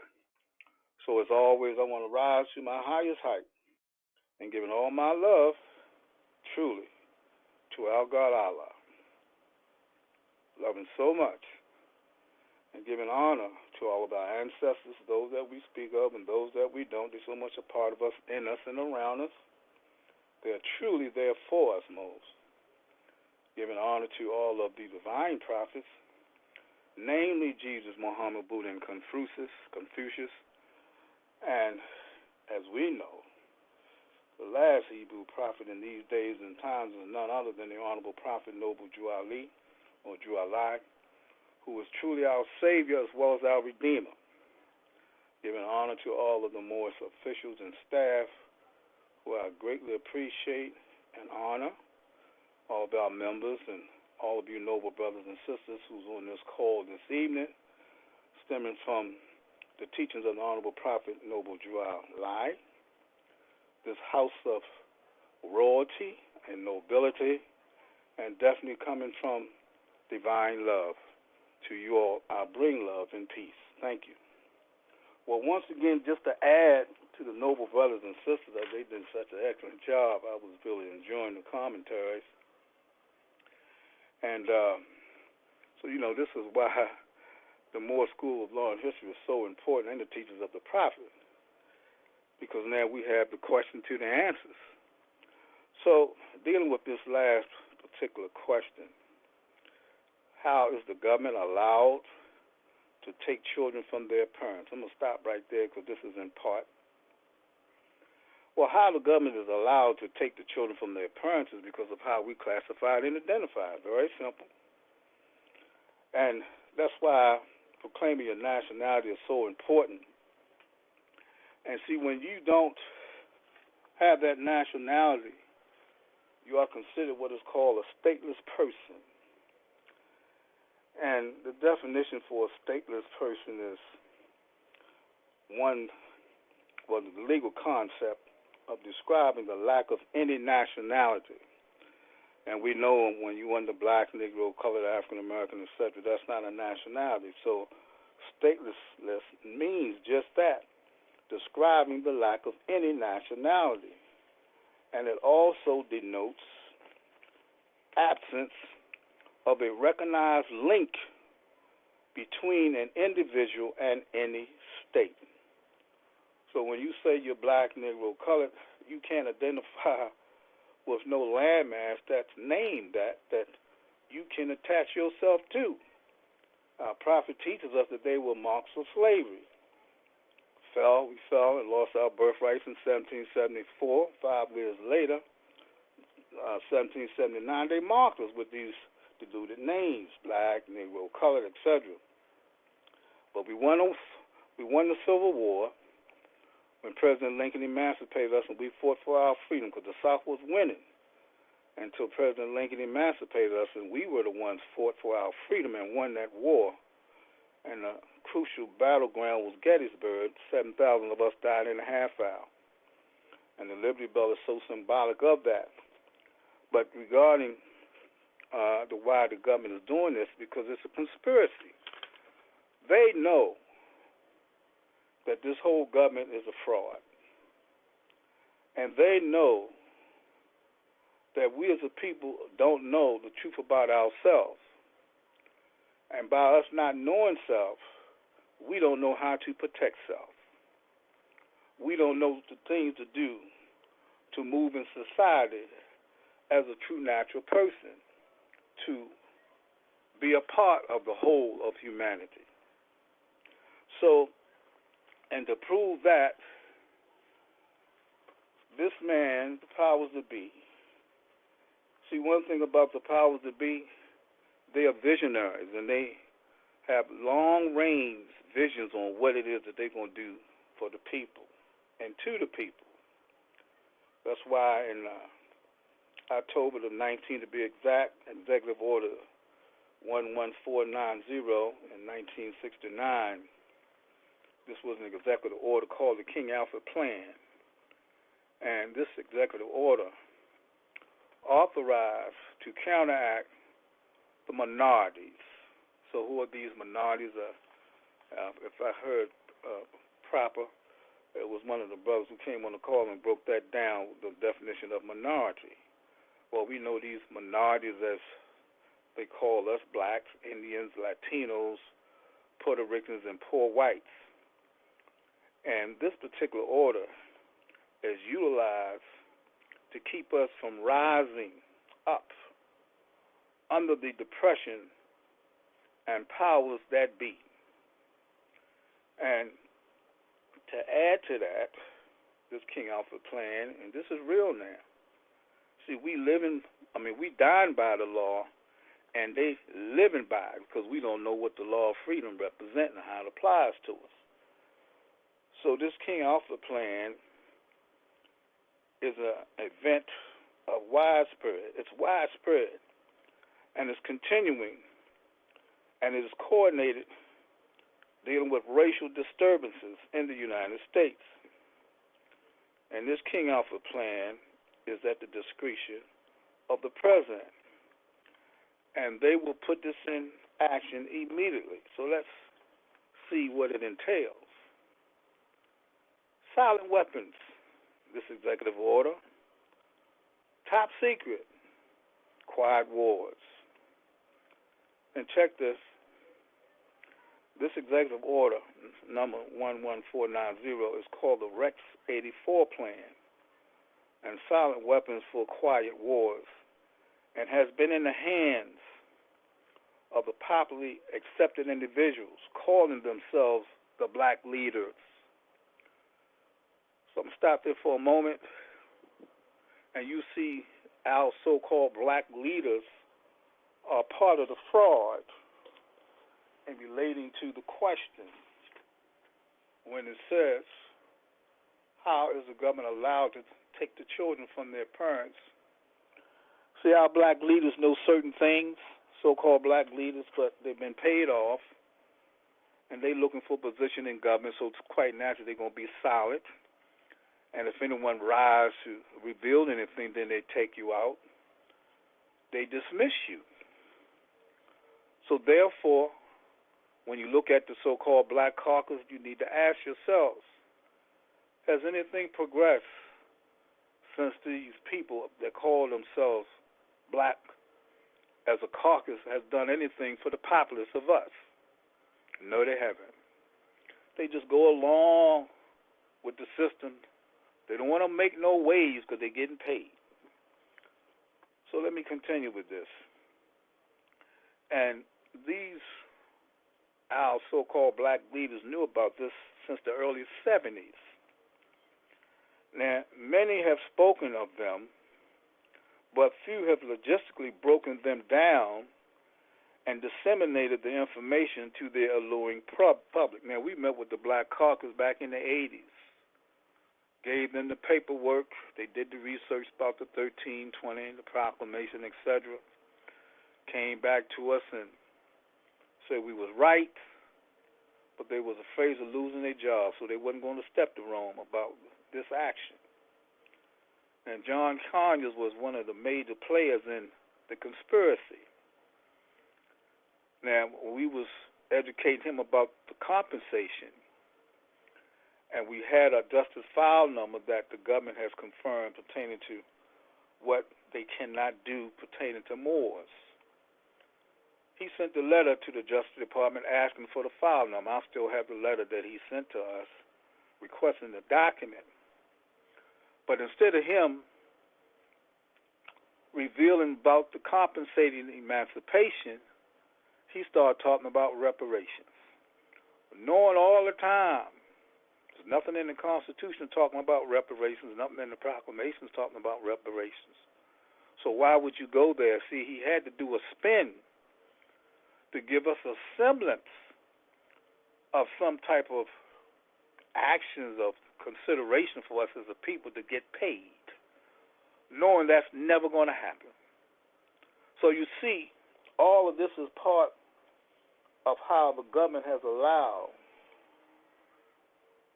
these agencies to take our children dealing with human resources, etc. So continuing with this, because this is very crucial, Moses, and they're on this page as we speak. So the King Alpha plan implicates the true motives and reasons why they do not want to wake us up, because it's not to their advantage to wake us up, as was stated by one of the noble brothers or sisters. They're making money off of us. See, they need us, but we don't need them, because they know we the gods of the planet. We are special folks. See, they're mankind. They're not man. They're mankind. So let me continue. See, one will take note that all the people mentioned in these government plans, which I've stated, and I'm going to say it again so we won't get it twisted. These minority people called blacks, Indians, Latinos, Puerto Ricans, and poor whites. So these people, they are not included in a de jure national name or title. They don't have one. Just like the term black is an adjective. So the question is, what is the noun of the people who call themselves black? That's where we're going. And to bring even more credence to this, in the Sunday school today, I read a piece from President Robert Mugabe. And this is all relating to the subject matter we have on us right now. And this particular brother, he was the prime minister of Zimbabwe from 1980 to 1987, and he was elected president from 1987 to 2017. Now, he's crossed the water, but the eyes is always pointing to the west. That's where everybody want to come to, the west, the land of milk and honey, rights, freedom, as they think. So this is what he's saying. See, everybody got their eyes on us, but we don't want to look at ourselves when we see us, because we don't know us. So how can we see us? So he's saying this. He said, they decided your name. They did. Have not this man decided your name? Also, he make mention of nationality. They decided your nationality, black, African American, etc. Religion and tribe. And check this out.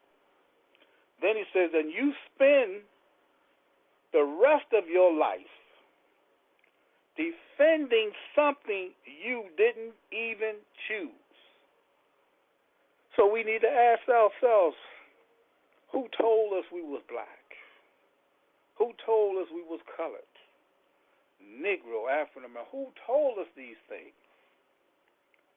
And we will defend these labels to death. And I'm sure all of us who've had an experience of talking to our friends, family, colleagues, etc., about their identity. You're not black, you're more. Oh, no, I'm not. I ain't thinking about no more stuff. I'm black. I'm African American. So you see how we defend those labels, but yet when we became free in 1865, people, all the veterans of slavery died then. We was never to be called black, Negro, colored, etc. Why? Because we fought the Civil War to be free from those dehumanizations labels. But look at us to today. So continue with this piece. So then he says, don't you see this makes you a fool? And I know when we talk to folks about this information, they fight you hard, especially our folks. Fight you hard. And they try to make you out of the fool for even coming to them and bringing them this type of information. But who's the fool? They are the fool. So this man crossed the water, can see, and others have seen the plight that we have and the despair in this country. Eyes are on us. So he says that makes you a fool when, well, you know, the thing is when you have anybody identify you, they got you, and that's what's going on. So you're a fool. So the bottom line of what President Robert Mugabe has said is that he says, wake up. Wake up, wake up. So it's time to wake up. That's why we represent the question and the answer, because we the only one who can answer the question. And if all of these educators could answer the question, then how come they don't? Because they've been taught the naught. All that they know is what this man programmed and indoctrinated them to know, to teach, to speak. They don't know. Ask any professor to identify you. So it's time to wake up. So getting back to the plan, I'm just bringing this in to show the importance of the question, the role that we must play to disseminate this information to the masses. Because we're going to be facing some hard times, people. Oh, yes, God knows it. So, continuing, well, it says that dealing with the government plans, they said that the blacks and Indians, the Latinos, and the Puerto Ricans and poor whites, they're not included. They don't have a de jure national name or title. And all of these words are descriptive chattel brands. And you see how on point our prophet Noble Drew Ali was and still is with his literature. It's still facing us today.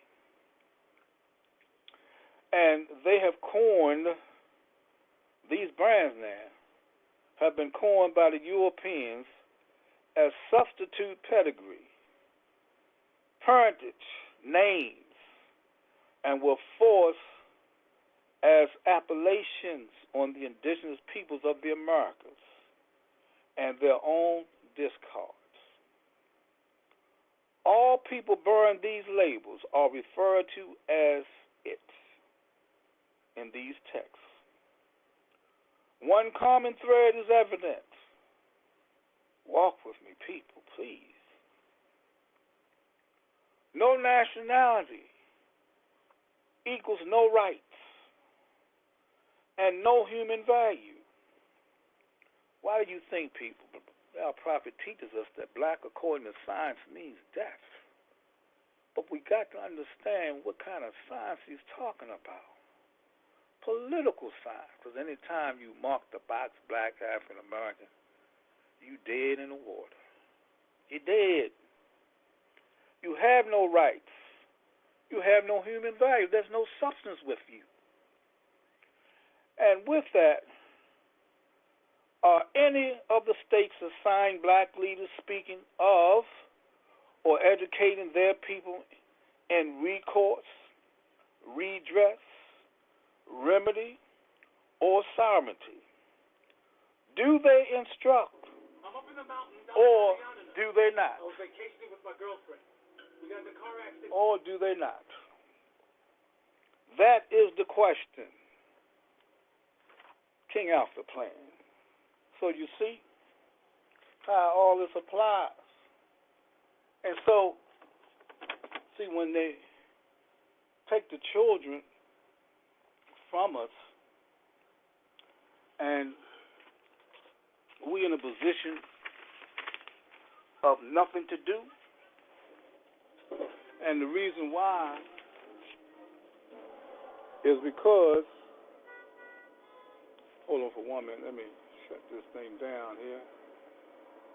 What's going on? This is unreal. And people, what is going on? Okay. Let's see. TV just came up on its own. Okay, I'm cutting it off. Get rid of that. But see, this is why the Supreme Court had made statements about us not being citizens. And by that being the case, we have no rights, people. We don't. And that's why also dealing with our freedom, and the government had 37 years to facilitate our freedom, and they never did it by the year 1900, and they came in with the Negro, the beast, made an act of law out of it, and it was stipulated that this Negro was created with articulate speech and hands to do what? To better serve his master, the white man. So all of this is relevant, people, to what's going on with us. And why the question was a very good question, and why the answer need to be expressed and understood for us to know how we're going to move forward. Because believe me, this man is planning some nasty things for us, and it's time for us to really wake up and see what we need to do to get from under this man's yoke and see what by doing research and understanding what's really going on. And anytime you have the Supreme Court in the year 2013 confirm about the 14th Amendment, saying that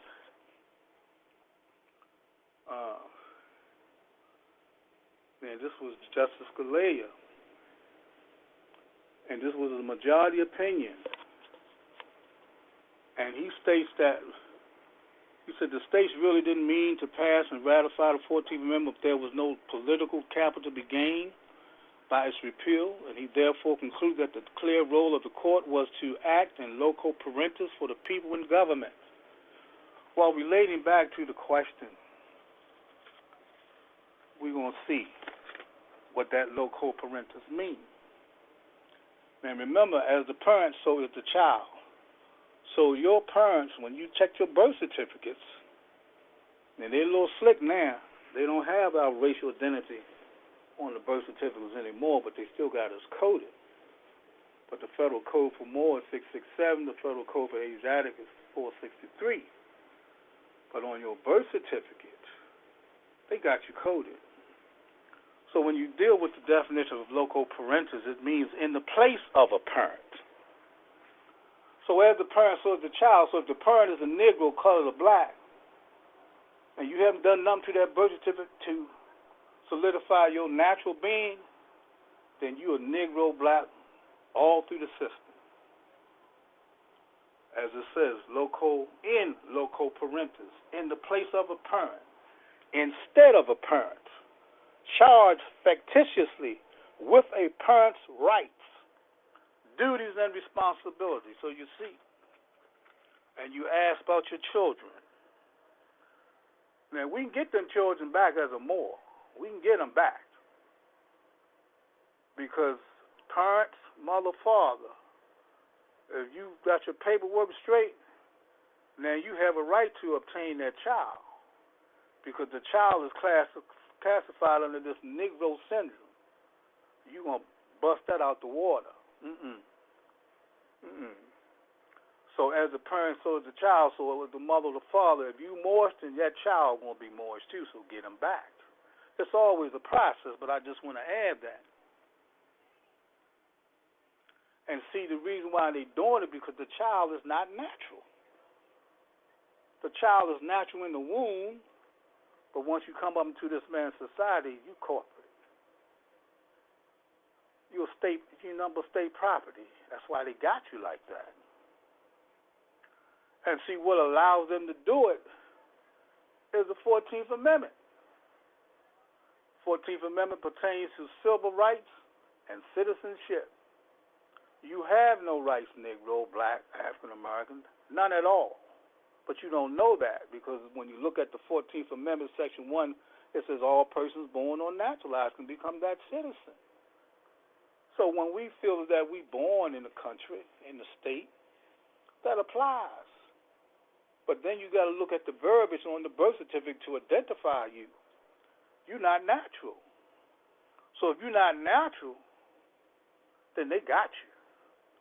That's why it says they give you all persons born and naturalized can become a citizen, and then you fall under the jurisdiction of the U.S. You're under the jurisdiction because you haven't made no changes in society for them to recognize you. So all that ties into the birth certificate. and they're not going to tell you anything about it. You got to tell them, make them aware that you are very much aware of the lie and the fraud. And you got to be persistent about it. You can't have them twist you around, spin you, and dictate to you about your child. But if you don't know and you're not right yourself, what right do you have to speak on anything? Because that's the law they under, and you under it too, but you're not aware. That's why these changes are so important for you to stand up and be the warrior that you are and obtain your rights according to the law, not de facto law, but natural law, which is divine law, which is common law. It's in the three. Natural, divine, common. Just like all what's taking place this is the naked truth, the bloody truth, and the divine truth. It's always in the three. So, but the question is, what are you going to do once you know?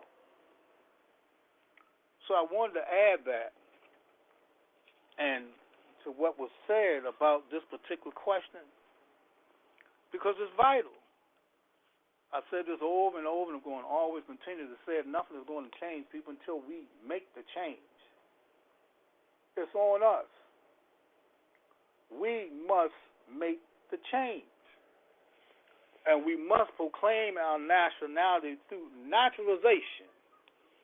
Because remember, the root word for naturalization is natural. I just read about us being natural. So the question is, what proof do you have to validate you being natural? That's why you must be naturalized. Root word of naturalization is natural.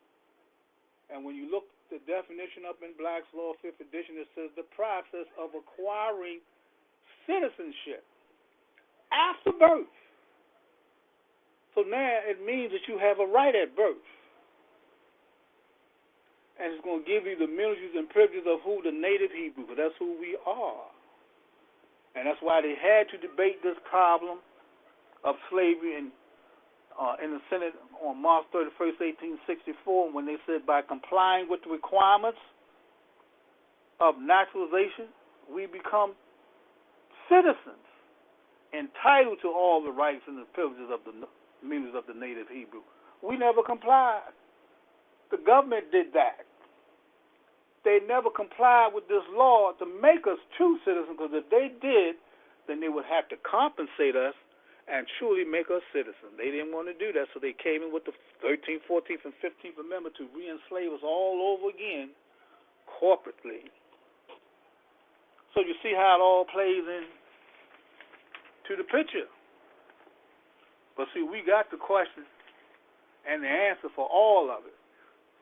And believe me, if you talk to any professor and ask them to give you the answer for this question, take the question to a professor, lawyer, doctor, whomever who's supposed to be high in the educational field, and ask them that question and see what kind of response you get. Because, see, you don't believe the significance of you being a part of this movement. That's why it's a movement. Don't stand still. You're a very intricate part. You're special. Because at some point in time, you got to look behind you at your children. What you going to do for them? What do they see in you? Are you just going to fold up and say, well, they say this and they say that? They is the government. But that government is not a government. We are the government, but yet you don't know. So, wake up, people. Realize where you are, what you need to do. Allah got you as long as you have Allah. Okay, Mom, I'm going to leave off of that one. Islam National Grand. Our next question on the floor for this evening, question number 2 reads, what law did the Prophet imply enforcing to save the nation? Islam? Islam, thank you, Mo. Well, once again, acknowledging the noble brothers and sisters for demonstrating the question and the answer. Well, Mos, remember this is Moorish science. We the masters of the art of living in the science of life. Why? Because we was first. First in all things, history and law. We were first in everything. There's nothing new under the sun. These people are imitators, and we are the creators, not them. So that question, to add to what has been said, let's go to the warning. Now, when our prophet says in the warning, which is the national side of the movement, this 3-page pamphlet, when he demonstrated the verbiage, he says, through your free national name, right, you are known and recognized by all nations of the earth. So if you don't have a free national name, how can you be recognized by all the nations of the earth? And that are recognized by the said national government in which they live. That's why this government don't recognize you as black, negro, color, because that's not a free national name. That's a mark of slavery still. It's a brand. And when he said the 14th and 15th Amendments brought the North and the South in unit, so they came together, placing the Southerner, which was at that time without power, because they didn't have the power, with the constitutional body of power, at that time, 1865. So now here's the kicker. When he says the free national constitutional law, this is where people don't know what this is. They don't have a clue. Our prophet teaches us your free national constitution is the organic constitution that most people are familiar with that statement. They're congruous. Your organic constitution is your free national constitution. And that free national constitution commenced with the Articles of Association of 1774, further matured into the Declaration of Independence of 1776, further matured into the Articles of Confederation of 1778, and thus and then it became a more perfect union in 1787. The key word was more perfect union. The Moorish president of 1774 was Peyton Randolph. Their tenure during this time was only about a year because they was formulating the government. So now, when our prophet says that since the free national constitutional law that was enforced in 1774 declared all men equal and free, and if all men are declared by the free national constitution to be free and equal, and since that constitution has never been changed, there is no need for the application of the 14th and 15th Amendments for the salvation of who? Our people and who? And citizens. So the science, people, is that we got to look at the 13th Amendment. That's the science, because he didn't say that wasn't applicable to us. 14th Amendment, I said earlier, is dealing with your civil rights and citizenship, and the 15th Amendment is your voting rights. And we've been living alive since 1883 because the Supreme Court, there was 5 civil rights cases brought to the Supreme Court in 1875. By the year 1883, they decided the fate of the civil rights package, and they determined that the 13th, 14th, and 15th Amendments was unconstitutional. They struck it out. And they had to. Why? Because the 14th Amendment violated the 5th article dealing with compensation. You can add to it, but you cannot try to destroy the foundation of government. And that's what the 14th Amendment attempts to do. So, this 13th Amendment is what the prophet is making reference to when it stated, what law do we have to enforce to save the nation? We can't save the nation on the 13th, 14th, and 15th Amendments, can we not? No, indeed. How can we? But see, by the people not knowing the law of freedom or the policy of freedom, because it's a collective foundation of laws. And what make the proclamation, the Emancipation Proclamation, so substantive, along with the 1320, is divine law. And that's why when they freed us or debated the slavery question, they said there was only but one remaining law. And what law was that? It was called the Hebrew/Levitical Code. So where do you see the code? That's on the Liberty Bell. Two landmarks for us. Statue of Liberty. The word liberty is in the Statue of Liberty. The word liberty is in the Liberty Bell, which means your birthright. We don't know nothing about these monuments, these beacons for us. We don't know nothing about it, but it's all about us, but they ain't going to let you know. And see, when they said that in Scripture, Leviticus 25:10, your 7 is right there because we represent the 7 people. When it says, ye shall hallow within that 50th year, and this is that Levitical code. Most people, if you ask, where is it, what does it say? They don't know. Your professors don't know. See, this is the unseen. Law represents the unseen as well as the seen. This is the unseen. But now it's coming to light through the teachings of the Prophet Noble Drew Ali. So when it says, you shall hallow within that 50th year, proclaim liberty throughout all the land to all the inhabitants thereof, and shall be a jubilee unto you to return, every man into what his family and his possessions. Who is your family, Mr. Jones?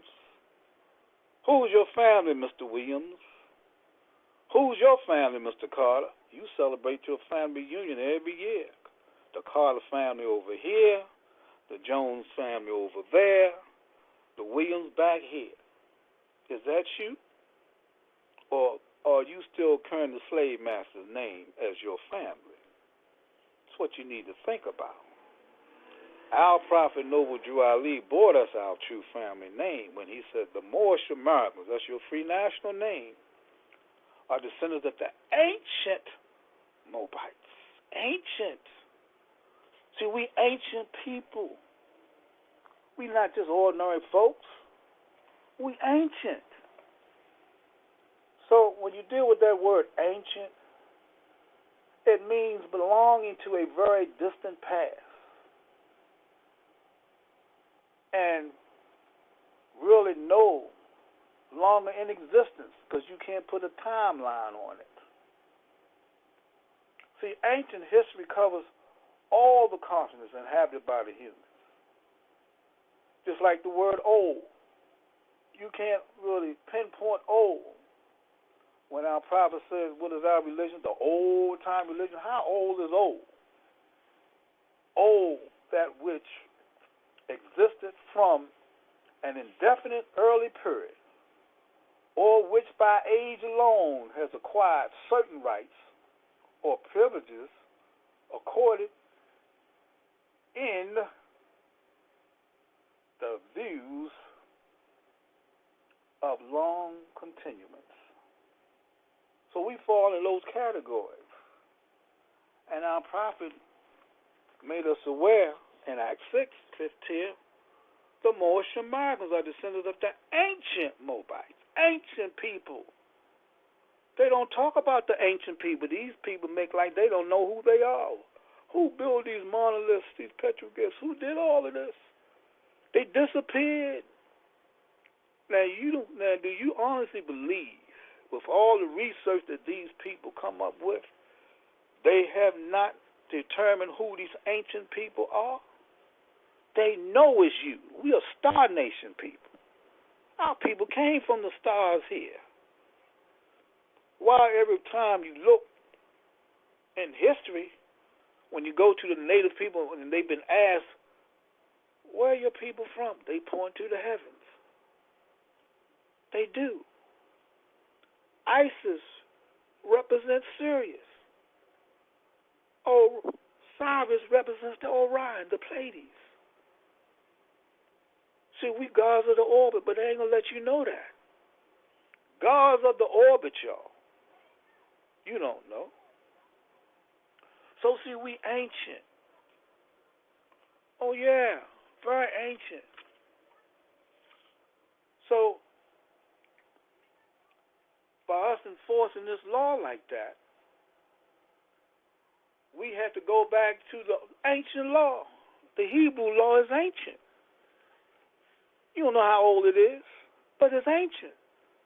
Every law they use in these courts is Hebrew law. They just codified it. Thou shalt not steal, thou shalt not commit adultery, etc. It's still Hebrew law. It governs the planet. Because we rule the planet from east to west. We were the house of the nobles, the house of the rulers and the gods. We were, not them. We was here thousands of years before they was even thought about. So, yes, the prophecy and signs we must enforce the 13th Amendment. Why? Because that's the law that facilitates your nationality and birthright, and none other. But you don't know it. And any time you have a law that ties you back to your governmental foundation, the First Amendment, you have the right to freedom of your own desire. But we lost our own desire when they took the consciousness away from us and instilled in us them. So this law of the 13 says that we finally have the right to peacefully assemble and worship God according to the dictates of our own consciousness. Who's the man that brought you your own consciousness? Tell me. The only one who did that, who was divinely prepared, was the Honorable Prophet Noble Drew Ali. Why do you think he was called honorable? Noble, because he brought us back into the house of nobility, y'all. When he brought us our titles to our vast estate, ill and bay, nobility and rulership. Taking you back to that inscription, return every man to his family and his possession. The possession is the land. And Allah owns the land. We are sojourners with Allah in the land. So when you read the first chapter of Genesis, he made us grant. That word God means grantor of dominion. We're going to get into that word dominion, but not right now. We're grantors of dominion of everything on the planet because we were the gods in human flesh here. Spiritually clothed with flesh to operate on the things that are made manifest. We fell. So this policy of freedom gives you the substance of life, this 13th Amendment. Your citizenship, your nationality, your compensation, your land, your freedom. That's what we must enforce. But they don't teach the full content of this policy of freedom. They give you splinters of it. They only make reference to the Emancipation Proclamation, January the 1st. They don't make you aware that there was an initial or preliminary Emancipation Proclamation of September 22 that deal with the colonization and your freedom and the compensation. They don't talk about none of that. Question is why? They conspirators. They put that under wraps. They don't want you to know. That's why divine intervention had to come. Our prophet was divinely prepared to break the Roman seal. They thought they had the seal so tight that no man could break. Well, no man could break it. And why? That's why it had to be divine intervention. That's why our prophet was divinely prepared and sent to us to get us out of this gutter of sin. See, it's a sin when you defile your God with these labels, black, negro, and color. That's a terrible sin. Really, it is. So the 13th Amendment, with its 20th section, inclusive of the Emancipation Proclamation, because they come together And see, once you understand the components of it, you'll see the importance of why the 13th Amendment, or 13th Article with 20 sections, was and is the law of the land, because it substantiates and facilitates your nationality and birthright. Without it, you have no law to back you up. You don't. The law of the 13. Ooh, sweetness, sweetness, sweetness. So, you see the importance of it? So that 13th Amendment deals with the enforcement of the Emancipation Proclamation, and it also enforces your free national or organic constitution, which is those first 7 articles. It does. And to just show the significance of the naturalization process, when you go to Article 1, Section 8, Clause 4 of your free national constitution, you'll see there where it says we must establish a uniform rule of naturalization. It didn't say anything about nationalization. It says naturalization. That's why we the only ones doing what we are doing for the salvation of our people. Now, if we didn't enforce this policy, how can the nation be saved? You tell me. What law do you use to save the nation? When the law that we under is killing the nation and the people in it. This bring you up, give you the hope, bring you back to the light, because we in the dark. Man, you coming back up. Before anybody can reach their highest height, they got to go to their lowest depth. And we low, very low, under this Negro mentality. But when the prophet came and broke their seal, when he declared a new era of time, that means black, Negro, and color, all that was gone. No more. There's a new era of time now, because he brought it in. He brought it in when he brought us our nationality and birthright, y'all. He made us aware because he fulfilled the hollow. Come all ye age out here to truth about your nationality and birthright. He did that. No longer black. No longer Negro.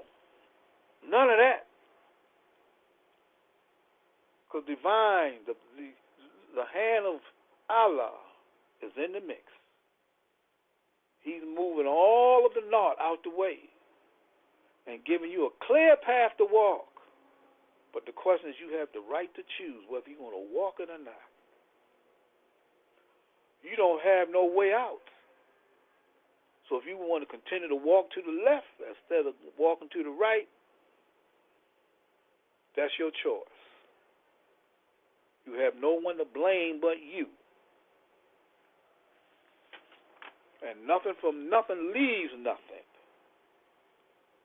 So yeah, to add to what the people have stated already, our brothers and sisters, praise Allah for all of you. Appreciate you all much. So, okay, Mo, let's go to the first question.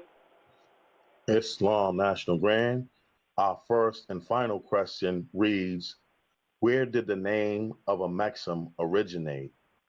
And what does a maxim mean? Islam? Islam. Well, I had to smile and to myself when I heard the Mo demonstrate, because they was on point. Especially, the prophet put it right in your face, just like the Sheikh said, and the Deputy Sheikh is, and all of you all. Your answers is right in the prophet's literature, but I'm going to add a little bit to it. Well, that word of maxim is really an ancient Egyptian name. But the question is, who are these Egyptians?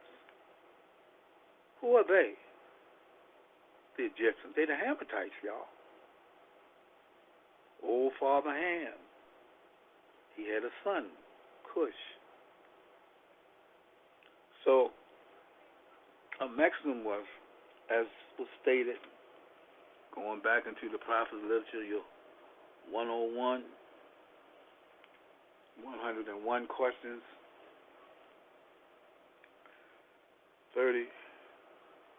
Question 33. What is the modern name for Mexican, which is Africa, right? So they teach us that all of the planet was Africa, east and west. East and west. And by that being the case, our bloodline encompasses the entire world before the Great Flood, the earthquake. It was an Egyptian origin, if you will, Hamatite, out of Mexico. See, the landmass includes all of North, South Central, South America, and the surrounding islands. It was called Omix. That's why you got the Omac. And that land was the ancient land of our fathers. It was the land of the gods who dwelled there. And that was when civilization first saw the light of day. I have a picture of Sheikh Cooper Hill has the book Moorish Times. You need to look at those maps in there. I have a map. I don't have it with me. It's in my archive, but you'll see how all of it was called in Mexico. And going back into chapter 47, which is so key, let's deal with it for a moment. Well, when you deal with chapter 47, as was stated by one of the sheiks, and we got to understand how all this ties in.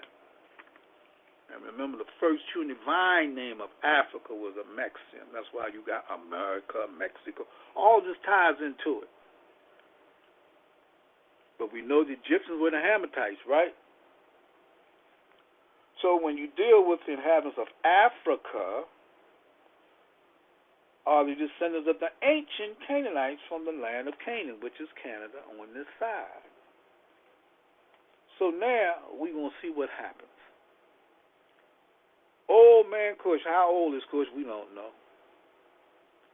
And his family, we ain't talking about 5 or 6 people, we talking about thousands of the family, are the first inhabitants of Africa who came from the land of Canaan. Now we talking about his father Ham, and his family was second.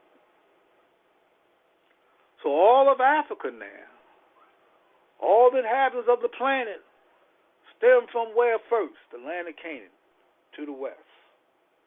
See, we left from the west going eastward and southward, sojourning. That's why this book, the Circle 7, the book of secrets, because that's what it is. The secret is chapter 47. That's the secret. You're not going to get this from no theologian. You ain't going into no church and they're going to give you this information. No, they're not. So, continuing. Then came the word Ethiopia, right?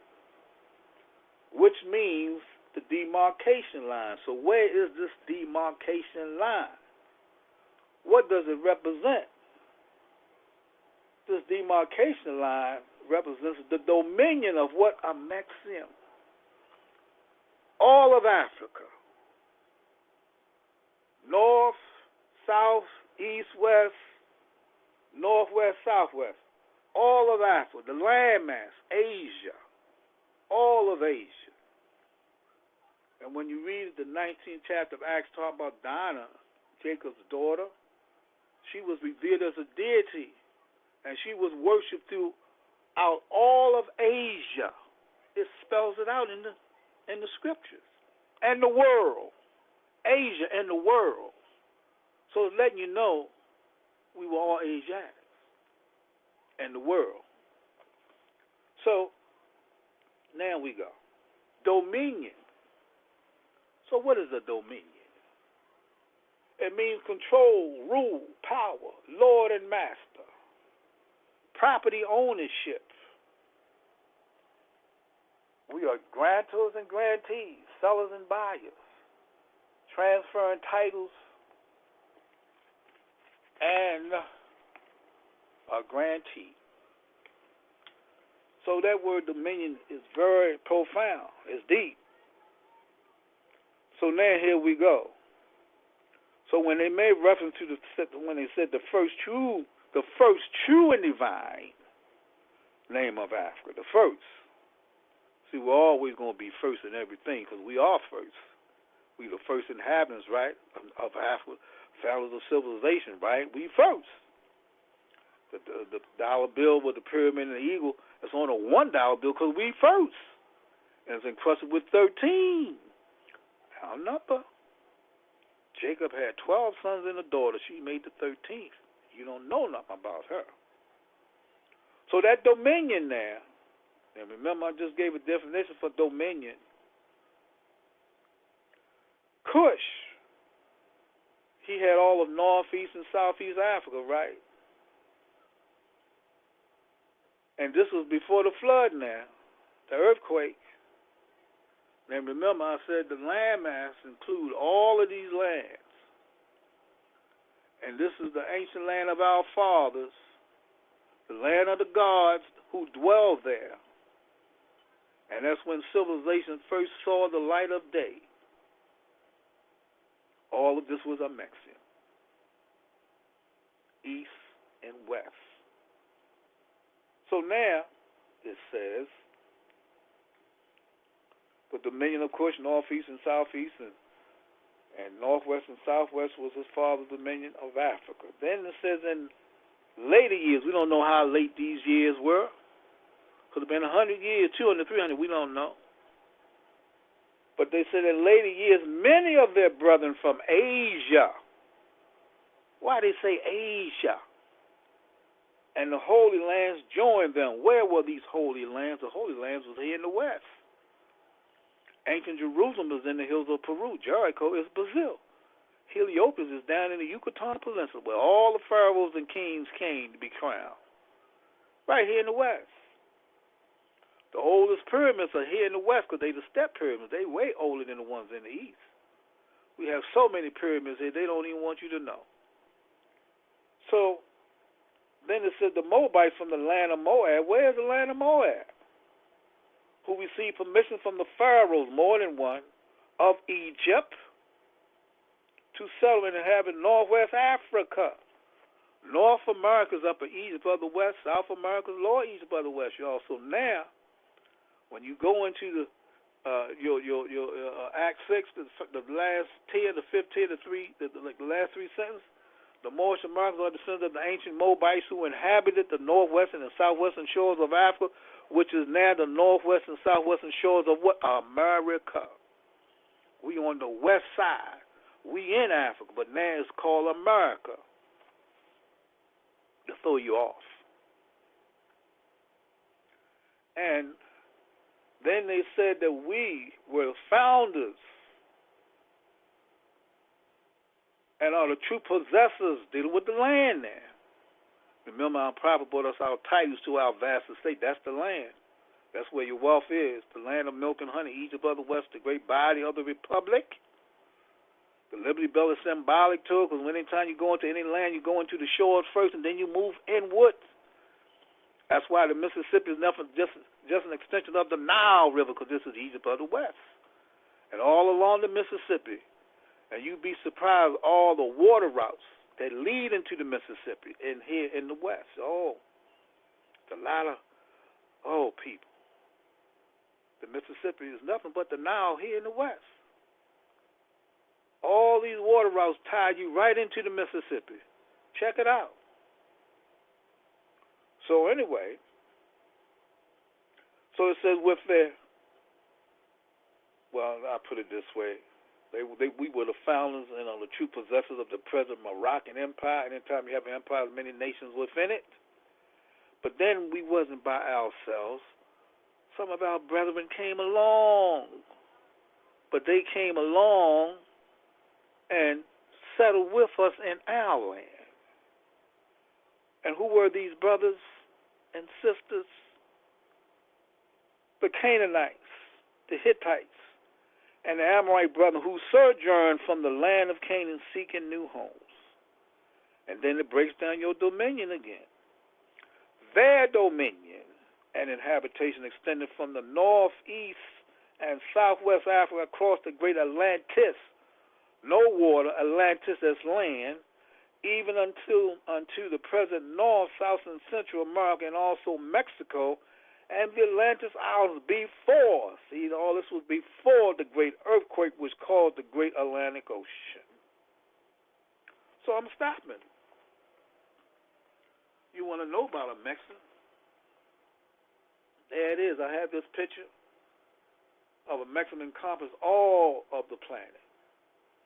And to give you the breakdown, here is here's northwest and southwest. And then you got northeast and southwest across the Atlantic.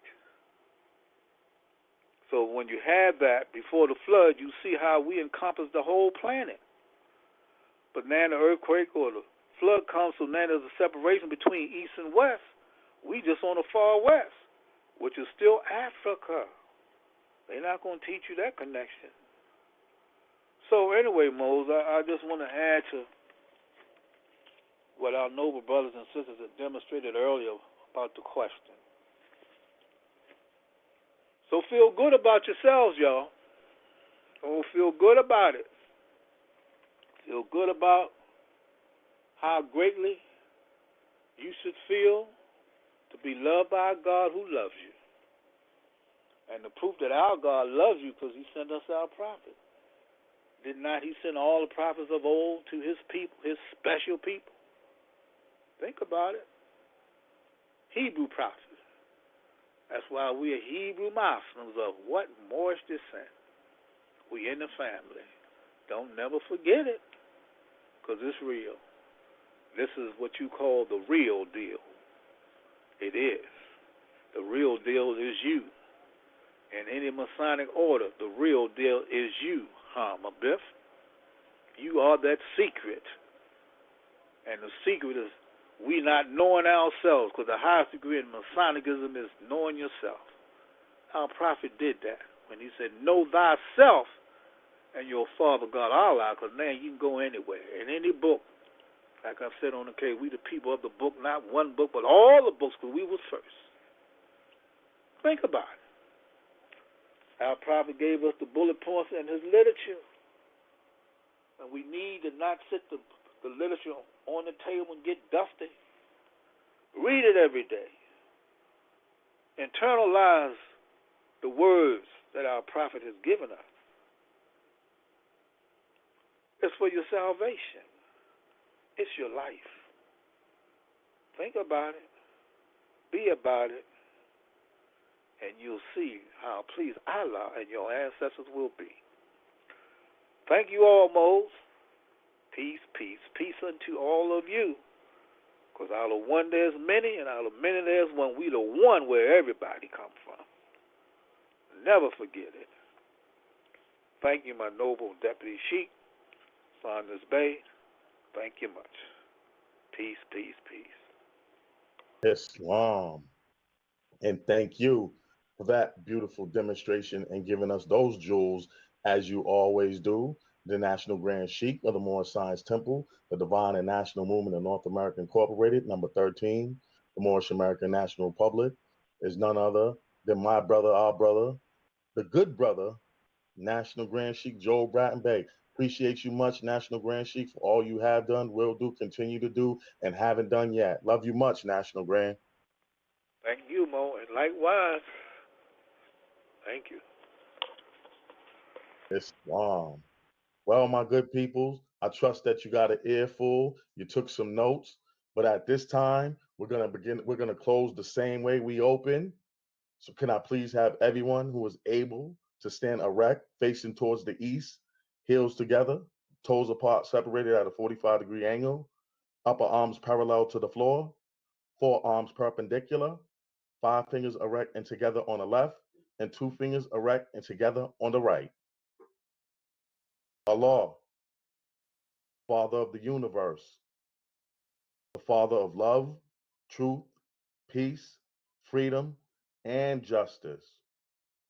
Allah is my protector, my guide, and my salvation, by night and by day through his holy prophet, Drew Ali. Ameen. Trusting everyone has a safe rest of the week. Keep safe, stay sane. Until next Sunday's creation, Much love and peace, peace, peace.